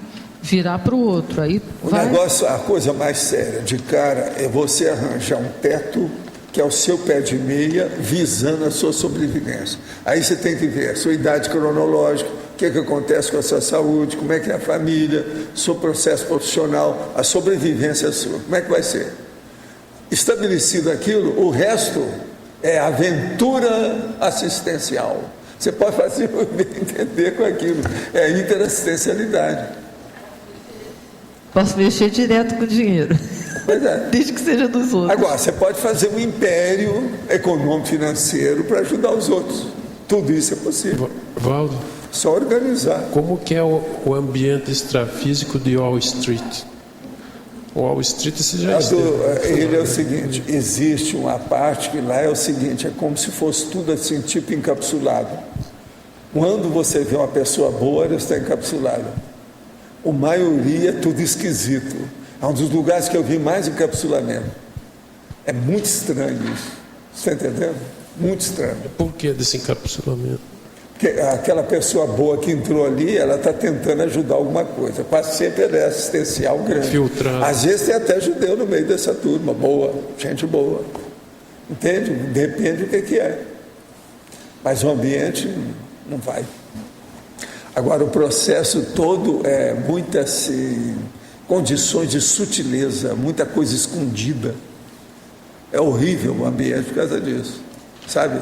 A camuflagem, o segredo da alma do negócio. É o problema, a base do judaísmo, o pan-judaísmo todo é baseado nisso. Então isso aí não é fácil. O Wall Street é justamente isso. Eu tive lá muito pouco tempo, só para ter umas noções da história e cair fora. Agora, depois eu estudei mais na Califórnia, lá, por causa do Wells Fargo Bank. Mas esse eu queria ver do ponto de vista prático, certas coisas, como é que era. Foi lá que eu vi as caixas de segurança muito superior a essas que tem aqui. Por exemplo, agora, ó, roubaram aquele banco aí. Banco Itaú, aquele é gente do banco que está no meio. Ficaram horas no Banco Itaú. Lá pois é, o Banco Itaú está na cara, que ali tem. Aquilo tudo, a maracutaia foi feita de uma maneira terrível. E outra coisa, eles devem estar sabendo que o negócio está tudo escondido. Porque ali tem erro do banco, erro dos funcionários do processo do banco, erro do povo que colocou o dinheiro, tudo tem ali. Agora veja, os caras entram lá e pedem até pizza para roubar. É só no Brasil que tem essas coisas. E isso nos Estados Unidos não tem. Agora, roubaram para chuchu. É muito mais que aquilo que eles falam, porque ninguém sabe o que é que tem nas caixas de segurança de banco. Eu sei como é que é isso, porque eu usei caixa de segurança no banco, uma certa época, que eu tinha uma coleção de material na ocasião que eu precisava de mexer e não tinha segurança onde eu estava. Eu arranjei uma caixa de segurança subterrânea. Mas aí eles roubaram uma dessas caixas em São Paulo. Isso faz uns 30 anos. Aí eu fui lá e tirei depressa minha documentação, minhas coisas todas, e nunca mais mexi com nada disso. Agora, é lógico, o negócio é a gente não conservar nada que seja de muito valor com a gente. É o que eu faço, eu não tenho nada, entendeu? Tudo está fora, é outras coisas.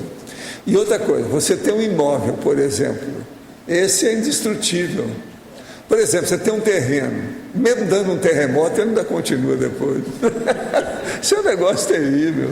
Você pensar, é muito seguro, é segurança, não precisa de tanta segurança, nem de seguro. Pensa bem, você tem um terreno, houve um terremoto, tremor de terra, ele continua firme. Ali, ele continua firme. Está entendendo? Tem muita coisa ainda. Pensa nisso. Essa é uma segurança chamada natural. É a companhia de seguro da natureza. Existem essas coisas. Imóvel. Mas então, nesse problema lá de São Paulo, aí acho que tudo acabou em pizza. Né? O Brasil está vergonha. Nada, né? Não, a coisa mais vergonhosa é porque o Lula também abriu mão dos bancos, né? Acertou tudo. Eles nunca tiveram tanto lucro no Brasil como aí. E outra coisa, eles dizem que pagam tudo, PT, essa coisa, tudo, tem dinheiro de banco atrás disso. Então você já viu. O Brasil está numa lama total do ponto de vista moral, né? Terrível. Né? Tem um outro processo agora contra o Maluf, a família dele inteira. Sei, mas é mais de 1 bilhão e não sei quantos de dólares. Há mais ou menos 2, 3 décadas, eu tinha uma turma que era ligada à família, que eles gostavam demais do Maluf. Eu falei com eles, doravante eu não quero nada que ver com vocês. Gente que é a favor desse cara, não vai. Eu tenho medo de fazer qualquer coisa com vocês, sei lá. Como é que fica? Isso faz mais de 20 anos, em São Paulo. Gente da família. O que ele roubou diz que equivale ao PIB, da Bolívia. Ele pode fazer o PIB país. Da Bolívia. Aqui, ele pode fazer um país por aí afora. É que eu não tenho ideia disso, não. O problema dele é acumular, né? O mal da maioria dos bilionários é a acumulação. Isso aí é uma pena. Eles não tem ideia do processo, o que é acumulação, como isso é negativo. Acumulação é assédio bravo, quando o negócio é excessivo. A gente tem que acumular aquilo que serve. Até o colecionismo pode ser positivo. Eu fiz força aí, nós fizemos holoteca a partir do meu material. Isso é colecionismo, é acumulação. Mas é acumulação de pesquisa. E aquilo que eu estava falando aqui essa semana, eu fiz de uma tal maneira essa acumulação, mesmo depois que eu dessomar, o negócio pode continuar. Eu vou dar a dica, o que é que pode fazer com o material que eu tenho. Eu estou com 22 armários de material. Isso não é de jogar fora. Mas você estava falando para a Grace ali, que ela perguntou como é que faz para o cara sair dessa. Você falou, não, larga tudo, doa. Mas um cara, por exemplo, na posição do Ike Batista, por exemplo, ele não pode sair, simplesmente largar... Por que não? Ele tá em... Ele pode ajudar, ajuda o Piauí, que é um estado pobre, passa tudo para lá. Qual pode problema? passar, pode mas ajudar assim... um monte de gente. Uma outra coisa, esse homem aí, ele não fez força nenhuma para ser isso, foi o pai dele que arrumou a fortuna dele, você sabe, né? É, eu sei. De modo que isso aí está mal contado, não há opção de coisa atrás disso. Mas assim, as famílias, funcionários... Batista, pai dele, conhece tudo sobre o processo de mineração do Brasil. A das maiores cabeças do assunto. Então ele viu o filho e arranjou o negócio. Agora, ó, isso é muito bom por um lado e é péssimo por outro. Ele pegou o mapa Como é que fica o futuro? Mas e as famílias e milhares de funcionários, as empresas que... Tudo isso pode ser feito sem nada. Você pode desfazer uma firma inteira sem julgar ninguém na sarjeta. Você pode acertar a vida de todo mundo. Eu já trabalhei com isso, eu sei como é que é, mano. Que é isso? Um dos lugares que nós trabalhamos tinha 1.860 funcionários. Tinha que passar para 800. Foi tudo feito. Sem ninguém ficar perturbado. Ninguém foi reclamar na barra da justiça lá. Nada. Tem que ser bem feito. A favor de todo mundo. Não é simples, né? Uma coisa mais... Não é tão simples. O negócio é complexo porque envolve muitos interesses. Agora, tem que entrosar isso tudo. Mas isso é possível. Tudo isso é possível. Imaginou o Valdo, dono de empresa, resolvesse, em vez de fazer conscienciologia, ter empresas? Ele ia ser o quê? Trilionário? Agora imagina uma hoje, pessoa dessa que às vezes abrisse mão. É muito fácil. Qualquer imóvel no Rio e São Paulo está valendo 2 milhões. Então isso é besteira. Vocês lembram que um dia que falaram que tinham aceito o Brasil para fazer a Olimpíada? Então assim, isso é ruim. Os imóveis vão aumentar tudo, vai criar um problemão. Já aumentou, que eu tenho imóvel no Rio. Então é um problema. Agora, gente, vamos ver aqui. Adriana, é com você. Em Culturologia, página 46, consta a sociabilidade no contrafluxo da cultura do papo de botequim. Você está querendo dizer que tais papos são completamente inúteis? Muitas das vezes surgem muitas interatividades nesse ambiente. Amplie, por favor, essa sua ideia. Sim, tudo uma questão de percentual, né? Não são inúteis, não é pior do que isso, né? O que a gente está querendo dizer é que justamente a garimpagem é um tipo de sociabilidade, quer dizer, uma qualidade de relação social que ela está no contrafluxo dessa cultura do papo do botequim. Porque é famoso, a gente fala, quando fala papo de botequim, o que a gente fala? Psicologia de botequim, aquela psicologia superficial. Então, geralmente é um papo mais superficial, que na maioria dos casos vai falar de mulher, de futebol, de bebida. Beber cachaça. Entendeu? Bebendo ainda, assim, intoxicando. Então, a gente está querendo colocar que a garimpagem mesmo é o contrário disso. É um tipo de sociabilidade. Eu não sei se você ouviu o início da tertúlia, que eu até citei um trecho do verbete Efeito Intermissivo do professor Felipe Mansur, que ele fala que justamente a gente está mudando uma cultura, inclusive dentro da juventude, para você começar a ter mais uma cultura mais prolífica. Você vai se reunir, mas para falar de temas, de debates intermissivos, debates mais avançados do que a cultura do botequim. Eu conheço bem essa cultura, eu passei muito tempo em Minas, né? Então lá isso é muito comum. Qual ou quais os traços que impedem ou dificultam a pessoa a desenvolver a garimpagem interlocutória? Qual ou quais os trafores relacionados ao desenvolvimento da garimpagem interlocutória? Do desenvolvimento da garimpagem, eu acho que a questão primeiro é o interesse do outro, né? Porque a gente colocou aqui o contrário, que seria o que impede, mas eu vejo que a questão primeiro é a questão de não ter a ignorância ignorada, como a gente já falou aqui, né? É você realmente partir do princípio que o outro tem algo a te ensinar e das suas limitações cognitivas. Ninguém sabe tudo. Então todos nós sabemos aspectos da realidade. Então o outro ele tem conhecimentos que ele pode nos ajudar a URI. Então entra até aqui na frase enfática, né? A garimpagem interlocutória expande o universo de consciências fontes, provedoras de subsídios às pesquisas, GESCONs e intervenções tarísticas, e firma a postura evolutiva do sempre aprendente. Então eu vejo que a grande, vamos dizer, o grande trafor seria que abrange tudo, é justamente a sempre aprendência, né? É você, se você põe parte do princípio que você está sempre aprendendo e que você não sabe tudo, então você vai querer aprender sempre mais, em todos os ambientes, em todos os locais, em todas as oportunidades, inclusive nas conversações. Então eu acho que isso aí resume tudo. O senhor poderia explicar como funciona a técnica de Sakurai? O que é isso? Olha, Sakurai, ele havia descoberto e trabalhou muito com o processo da natureza. Então ele criou uma emulsão que a gente injetava nas pessoas, subcutâneo e outras coisas mais, e tirava tudo quanto é ruga, melhorava tudo e a pessoa remoçava. Agora, o que se fala? Era um verdadeiro milagre. Os americanos queriam aquilo de qualquer maneira. Ele não cedeu nunca. E lá pelas tantas o homem faleceu. A partir do falecimento dele eu não pude mais usar as coisas porque eu não pude confiar no que era. Eu nunca fiquei sabendo qual a fórmula da emulsão dele. A emulsão vinha nos galões especiais, tudo era feito em matéria de autoclave. E era uma emulsão que parecia um leite, mas um leite assim de planta, entende? Agora, era inodoro, nunca aconteceu nada, eu atendi um monte de gente, nunca tive problema de reclamação de nada, nunca deu after effects negativo em nada. Agora, eu comecei por mim. Eu tinha uma ruga enorme aqui e tinha algumas na testa aqui. O Sakurai, então, injetou aqui para mim ver como é que era, e eu vendo tudo no espelho como é que era.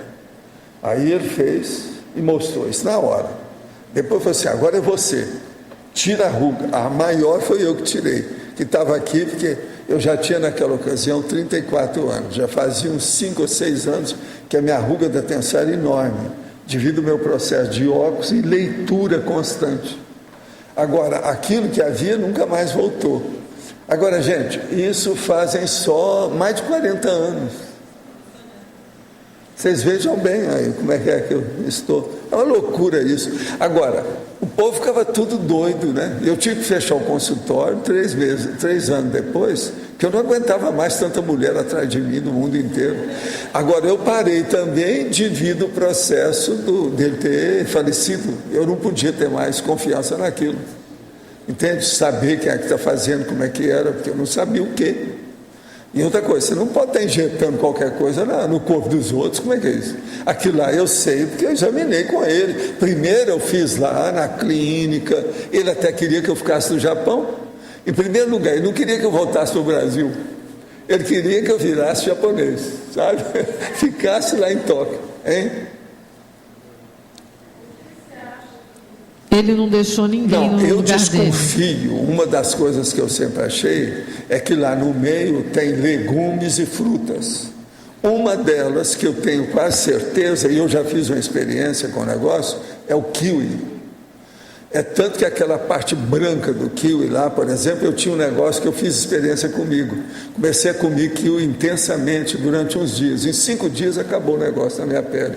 Então, isso deve fazer um amalgamação, alguma coisa que tem do ponto de vista biológico, que é isso que a gente notava na reação do povo. Então, o kiwi, a meu ver, devia estar no meio disso. É a única desconfiança que eu tenho, assim, palpável, lógica, que eu nunca fiquei sabendo a emoção. Tá, mas por que ele não deixou ninguém no lugar dele? Porque os americanos, você sabe, era do Japão. O que eu estou falando é uns anos depois da rendição do Japão. Ele não confiava em americano de modo algum. Agora, o melhor da história, quem me levou lá foi a secretária do MacArthur, que ajudou a recuperação do Japão. O Sakurai sabia de tudo isso por um lado e por outro, mas ele não confiava. Agora, era um cientista internacional. Todo mundo reconhecia. O homem tinha a maior clínica no Japão, era dele, Sakurai Clinic. Mas não tinha nenhum japonês que trabalhasse lá com ele, que ele pudesse passar isso? Tinha uma enfermeira que ele confiava muito, que era uma senhora de muita idade. Era a única que ele confiava. Essa que trabalhava também comigo, como eu assisti o povo lá. Porque eu também trabalhei lá na clínica, né, durante muito tempo. Agora, o que se passa? Eu não podia confiar, de uma hora para outra o homem morreu. Ninguém estava esperando nem aquilo. Aí eu falei assim, eu não mexo mais com isso. Nunca mais eu trabalhei com nada. Agora, o que se passa? Para a pessoa entender, essa emulsão, ela não é colágeno puro do jeito que eles fazem. Não tem nada disso. Esse colágeno que depois começaram a falar, não é bem. O problema é um processo biológico. Para fazer pesquisa, teve gente até que queria. Valdo, mas vamos fazer pesquisa para a gente saber o que é que ele usava. Mas eu não sei, teria que ver com a série de condições. Agora, por exemplo, o kiwi, se vocês forem analisar, ele realmente ajuda alguma coisa de pele. Isso eu já descobri já há algum tempo. Agora, o kiwi é de lá, né? É daquela área, é processo de lá. O que mais que eu devo usar? Eu não sei. Você está entendendo como Professor, é que é? O kiwi, a Tânia aqui em cima, é colocando, quer dizer, o emplastro, é comer, é colocando. Não, para você melhorar a pele, é comer o kiwi. Agora, o ideal é esse que eles têm aqui, que é a hóstia do kiwi. A hóstia que eu falo, que dá umas placas assim, ó, que eles cortam e não tem açúcar, não tem nada. Ele fica seco. Só a frutose. Come aquilo durante um mês. Mas compra aí tem 1 quilo daquilo e come durante um mês. Que sua pele ajuda. Professor, melhora. Ali na forma seca tem açúcar, frutose. Esse açúcar não que tem... açúcar? Onde que tem açúcar? No kiwi, em qualquer fruta. Não, mas isso frutose. É relativo. Eu estou falando é açúcar natural, ou artificial. Sacarose, você colocar em cima. Essa é outra Essa que açúcar. você vai comer é só fatia dele seco. Pois é, mas o kiwi você tem... Você nunca comeu isso, né? Eu adoro. É uma delícia. Mas tem caroço. Caroço, carocinho. Não, é come kiwi, tudo. Divertido. Pode comer, só não come sei, a casca porque ela sabe, cabeluda. Mas para colocar na pele, isso que o senhor falou, é o emplastro. Não tem nada de colocar na pele, é comer. Ah, é comer? É o metabolismo, é comida dele. Coma o kiwi, que certas coisas da pele melhoram. Professor, eu já como. Eu já como. Eu tenho 64 anos na face. Agora, por exemplo, uma pessoa, ela tem aí um pequeno nódulo na pele. Aquilo não sai. Por exemplo, pode ser um processo na bochecha, como aconteceu comigo. Perto da gengiva, alguma coisa nesse sentido. Ela faz a experiência de comer o kiwi. Ela vai ver que aquilo some logo. Isso é impressionante. Então, por exemplo, tipo papiloma, essa coisa toda. Agora, veja, é justamente a reação que dava com as emulsões do Sakurai. Mas eu não sei o que mais que tinha nisso. Fórmula é um negócio difícil. Eu não posso pegar só o kiwi e pegar toda a parte branca, mole que ele tem lá no meio e usar só aquilo para fazer emulsão. Ficaria até uma emulsão parecida com a dele. Mas não é a mesma coisa, eu não posso ter confiança nisso. Entende? O Sakurai, ele ajuda a OIC, mas ele também nunca tocou no assunto, ele deixou para lá. Eu não vou entrar nisso. Você está entendendo? O Nário sabe da presença do Sakurai, que eu falei com ele, que o Sakurai um dia chegou e falou que ia ajudá-lo na questão da OIC. Agora, eu confio muito no Sakurai. Nós ficamos muito amigos, eu com ele. Ele já era bem mais de idade do que eu, mas ele gostou do meu jeito. Agora, ele gostou por várias coisas do meu jeitão.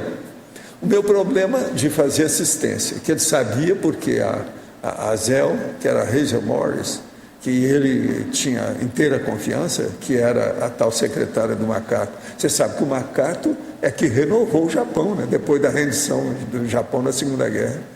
Então, ele tinha confiança nela. Ela, então, falou tudo a meu respeito em matéria de assistência. Isso aí mexeu com ele. A segunda coisa que mexeu com ele era o meu processo parapsíquico. E a terceira, a minha habilidade com o processo de mãos. Eu sei ambidestro, esse negócio todo, ele ficou doido com isso. A hora que ele viu como é que eu fiz aqui o negócio, eu fiz bolas. Na hora, do jeito que ele fez comigo, eu fiz comigo. Isso é instantâneo, assim. E aí o meu processo era maior do que o que ele fez. O meu aqui era bobaginha. Ele aqui, o outro aqui já era bem pronunciado.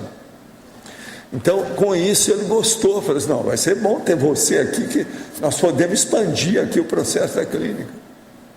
Mas vocês pensam bem, eu morar no Japão e deixar essas coisas? Eu falei assim, não, doutor, não dá. Eu tenho um serviço para fazer, eu tenho um projeto, eu tenho que levar isso para frente, como é que nós vamos fazer? Até que seria bom, né? Mas no Japão, com aquela vida lá, eu vi a opção de coisa que está tudo errado, meti o pau na história. E outra coisa, ele era a favor das coisas que eu observava, das críticas que eu fazia. O negócio de ter gente demais, o processo todo difícil. E outra coisa, isso só piorou de lá para cá, não teve nada que me tivesse melhorado. Agora, Adriana, incomunicação, página 47. Tem uma afinidade com os itens abaixo. Como melhorar? Darei a intensidade subjetiva de 0 a 10. Presta atenção. 2, arrogante, intensidade 7. 3, egoística, intensidade 4. 4, fofoqueira, intensidade 3. A maior parte impacta no lado profissional.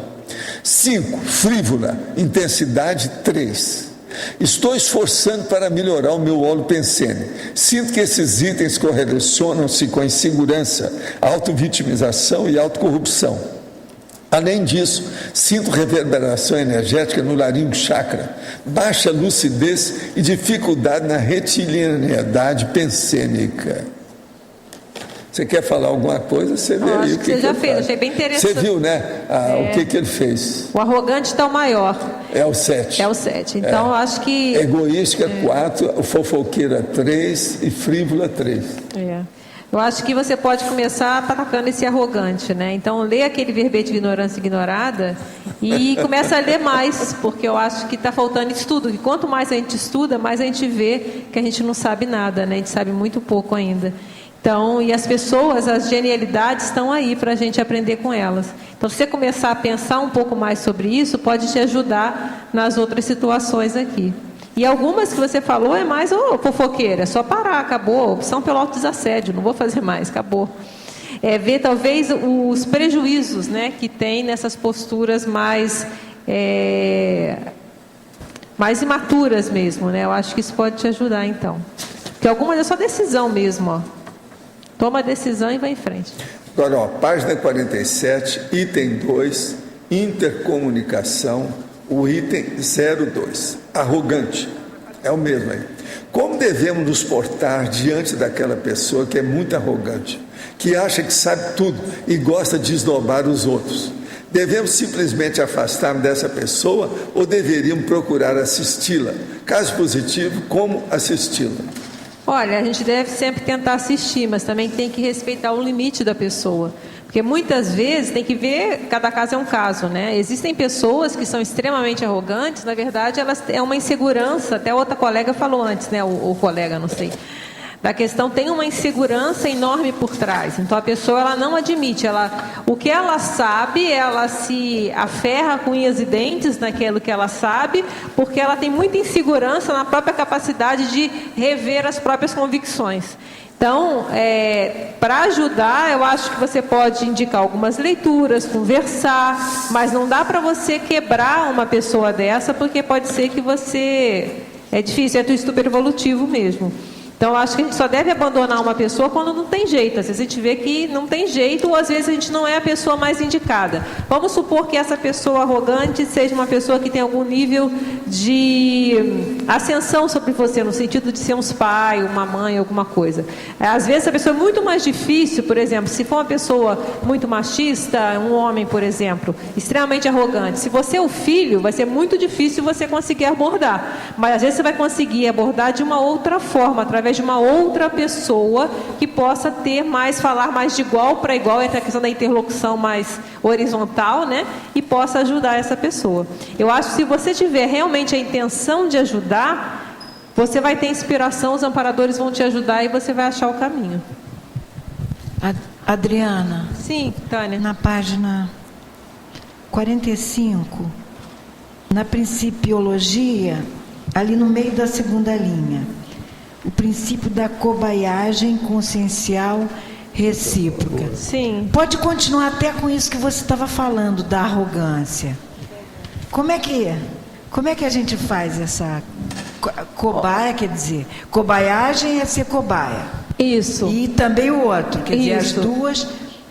A gente parte do princípio, até esse princípio está dizendo que é sempre mútuo. Já parte do princípio que nunca é de um lado só. Em tese, mas como na prática? Por exemplo, nesse caso da arrogante, esse último caso que você estava debatendo. Olha, a pessoa arrogante, ela vai ser meio difícil. Às vezes ela vai aprender pelo exemplo. Vamos supor que uma pessoa acha que sabe tudo. Então, às vezes, pelo exemplo, ela vai ver, em primeiro lugar, como eu já falei antes, tem pouco estudo. Porque uma pessoa que estuda muito sabe que não sabe. Porque ela vai ver que é humanamente impossível você saber tudo. Até a quantidade de conhecimento que existe, a quantidade de especializações que existem, sempre vai ter o especialista naquele tema. Não tem jeito, você não vai conseguir abarcar todo o nível de conhecimento em profundidade. Então, a pessoa que já sabe tudo, ela já está com um pensamento, uma convicção equivocada. Então, a questão da cobaiagem multa, eu acho que você pode fazer pelo exemplo, né? Ela, em primeiro lugar, ela é uma cobaia. Então, como é que eu faço? Que eu falei até no verbete ignorância ignorada, né? Você vai ver, bem, então eu estou vendo aquele exemplo daquela pessoa ali totalmente fechada, já sabe tudo. Aí você passa para você. Em que eu tenho isso ainda? Eu ainda tenho isso em algum percentual? Aquela pessoa é gritante. Mas eu ainda tenho, seja pequenininho, um pouquinho, mas eu ainda tenho algum nível, no caso de ignorância ignorado, de arrogância do saber. Então, aí eu acho que esclarece a questão da cobaiagem. Eu não posso garantir que a outra pessoa tenha alguma reflexão, mas ela sendo cobaia para mim, eu posso aproveitar a experiência dela e trazer para a minha experiência e ver, eu já superei isso tudo? Aí já superei, não, isso eu não tenho. Aí vem a outra pergunta, há quanto tempo, né? Há quantas vidas atrás? Então, eu acho que aí você é um grande laboratório para a gente aprender também com as imaturidades alheias. É aí a questão da cobaiagem que eu acho que é importante, que é a Cognópolis hoje, né? A gente aprende com as trafores e com os trafares dos colegas. E não precisa nem falar, nem entrar em contato com diplomacia e paradiplomacia, não. Não. A sua ideia é o exemplo. Pois é o exemplo, tá? Quanto eu tenho disso? Aí você traz para você, quanto eu tenho disso? Como eu posso modificar? Mas... E sem dar informação, não precisa. Não, mas falar. eu estou querendo dizer assim, não, olha só, isso é para mim. Agora a pessoa, eu tinha falado antes, né? Você tem que ver o nível de abertura que a pessoa tem para você falar com ela. E aí também, se você é a pessoa certa, foi o que eu falei antes, para falar com ela. Às vezes uma outra pessoa que vai falar. Então, isso que eu falei não é dizer que você não vai abordá-la, mas tem que ver primeiro se ela está aberta a isso. Você não vai lá, a pessoa não quer saber, você vai forçar a sua presença. Se ela tiver abertura, aí você pode também ter outros meios de você tentar chegar nessa pessoa, às vezes indiretamente. Muito bem. Às vezes é um colega dela, às vezes é outras situações que você pode tentar abordar. É isso que eu estou querendo dizer. Não tem uma fórmula pronta, Tânia. Você vai ter que estudar aquele caso e o que eu falei. Se você tem você tem a intenção de ajudar, você vai ter as inspirações da melhor forma de chegar nessa pessoa. Então, ok, muito obrigada. Adriana, Alzira novamente. Adriana, você já apresentou, defendeu vários verbetes. Sim. Quais são os critérios ou as variáveis de escolha dos temas que você faz? Você poderia explicar isso? Olha, é bem diversa, né? O caso desse garimpagem, ele veio numa TENEPS, mas não veio o nome foi vindo depois. Eu até estava questionando aqui a questão do nome, que eu fui usar garimpagem e veio um tema de dinheiro aqui aberto. Eu fiquei pensando, será que eu olo pensene da palavra garimpagem, né? Eu fiquei engraçado, né? Então me veio a ideia, não o nome. E esse foi, em função, eu estava fazendo um balanço, eu tinha perdido uma pessoa querida muito recentemente, e eu comecei a fazer um balanço da importância daquela pessoa na minha vida, o que ela representou aquela pessoa na minha existência.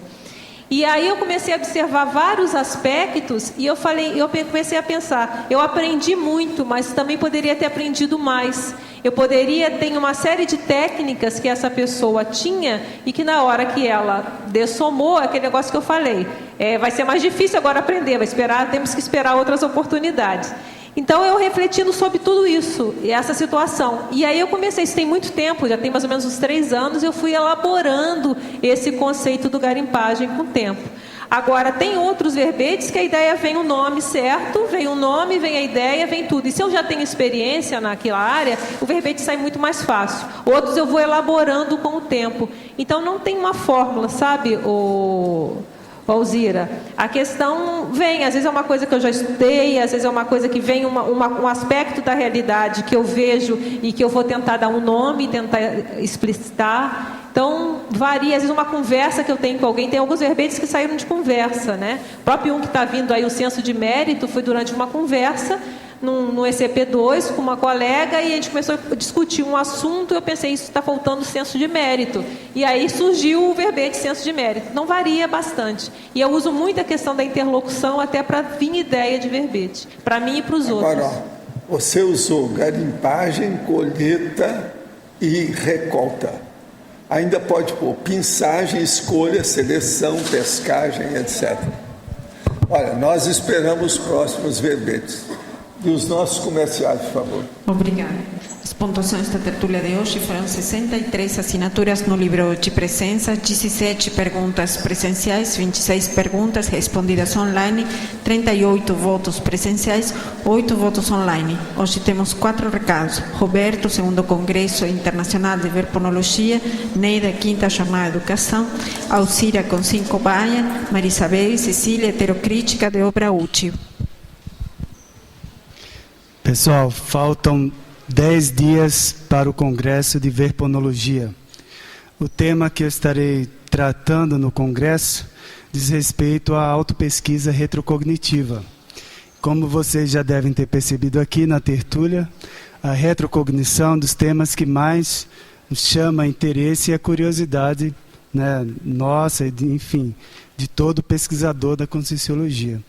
E um dos objetivos dessa pesquisa é estar mostrando que a mera curiosidade ela vai ficando pequena diante da quantidade de informações, né, relevantes sobre o autoconhecimento da pessoa a respeito de si mesmo. Então, o tema de autopesquisa, dentro da releitura autobiográfica, ele vai enfatizar justamente isso, o valor do autoconhecimento a partir da pesquisa seriexológica, da pesquisa retrocognitiva. Aguardamos a todos para reforçar esse debate sobre a autorretrocognição.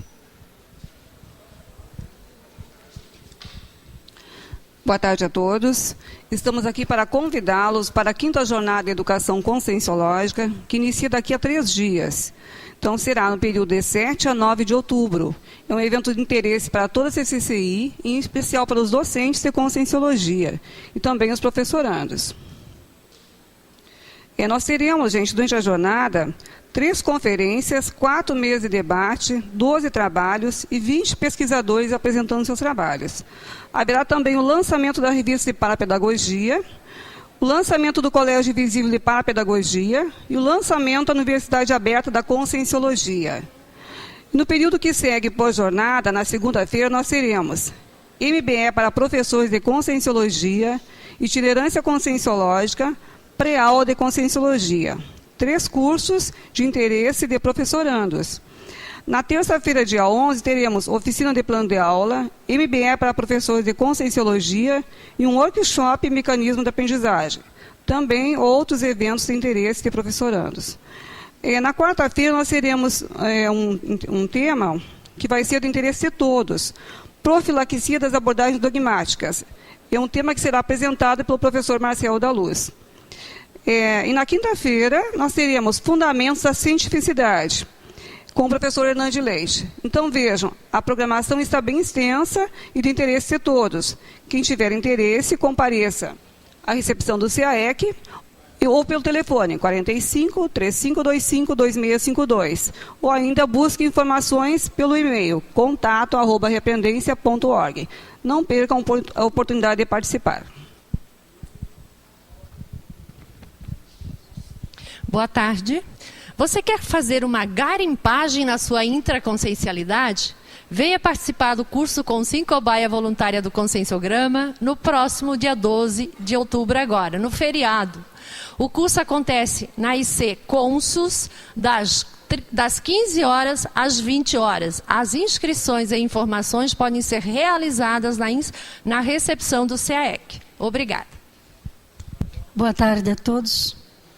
Esse é um convite especial para o voluntariado da Conscienciologia. Nós vamos estar no Heterocrítica de novembro, 5 e 6 de novembro, estudando e debatendo um estudo de caso sobre voluntariado. E, aproveitando aí o ensejo da garimpagem também, do valor econômico, esse livro ele mostra o voluntariado como um valor econômico. Então, o estudo de caso diz o seguinte: vamos tomar o caso da ONG Parceiros Voluntários, que em apenas 10 anos de existência, aproxima-se de alcançar um engajamento de 300 mil voluntários no estado do Rio Grande do Sul. Ela recebe apoio econômico de algumas empresas, mas ela conta com um aporte que vale mais do que dinheiro, que é o esforço e trabalho dos voluntários atuando em todo tipo de frente de campo social, agregando entidades e lideranças sociais que se mobilizam para organizar essa ação. Podemos estimar, com uma aritmética simples, o valor desse trabalho sob o aspecto econômico. Cada voluntário disponibiliza uma média de 4 a 5 horas de trabalho por semana, que dá de 16 a 20 horas por mês. E uma porcentagem alta desses voluntários é constituído por pessoas muito qualificadas, em termos de educação, com grau de ensino superior. Se multiplicarmos 300 mil voluntários por R$20, chegaríamos a 6 milhões de horas trabalhadas. Se cada uma dessas pessoas fosse remunerada em R$1, seria 6 milhões. Se fossem remuneradas em R$10, seria 60 milhões. Se fosse em R$20, seria 120 milhões. Isto, gente, é o case desta ONG, Parceiros Voluntários, que é referência no Brasil e no exterior. Aí chega o povo aqui e pergunta: nossa, e a Conscienciologia é feito de voluntariado? Não é possível, deve ter outra fonte. Não, nós somos uma força grande, gigante. Por isso que esse livro chama O Quinto Poder. A força do voluntariado é enorme. Agora, será que nós não estamos sendo um gigante adormecido? Quanto realmente nós estamos investindo, já que nós somos esse capital intelectual, essa força, esse gigantismo? Será que nós estamos sendo coerentes com a nossa intermissibilidade, com a nossa paraprocedência, com os nossos aportes plurexistenciais e holobiográficos? É esta reflexão que nós precisamos fazer. E convidamos a todos para estudar, debater e, se possível, participar ao vivo com a presidente desta ONG, que é Maria Helena Juan Peter, né, esposa do Gerdau, que vai estar aqui conosco debatendo essa realidade que elas conseguiram implantar no Brasil. Então... Bom, e além da questão do trabalho voluntário, que é super relevante no atual momento que nós estamos vivendo, como a Isabel já colocou, nós precisamos refletir mais sobre isso.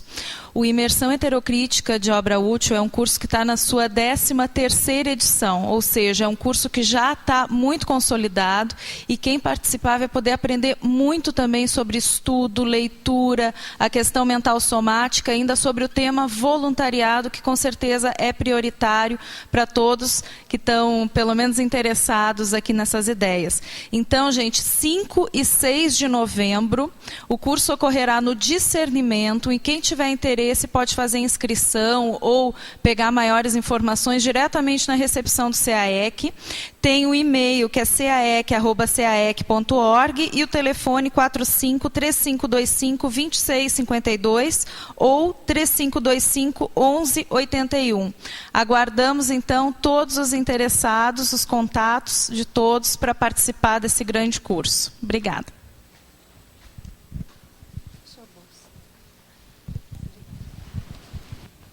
O verbete eleito para amanhã é Sociofilia Evolutiva, especialidade Sociologia. Autora, a professora Mabel Teles. Obrigada e boa tarde a todos.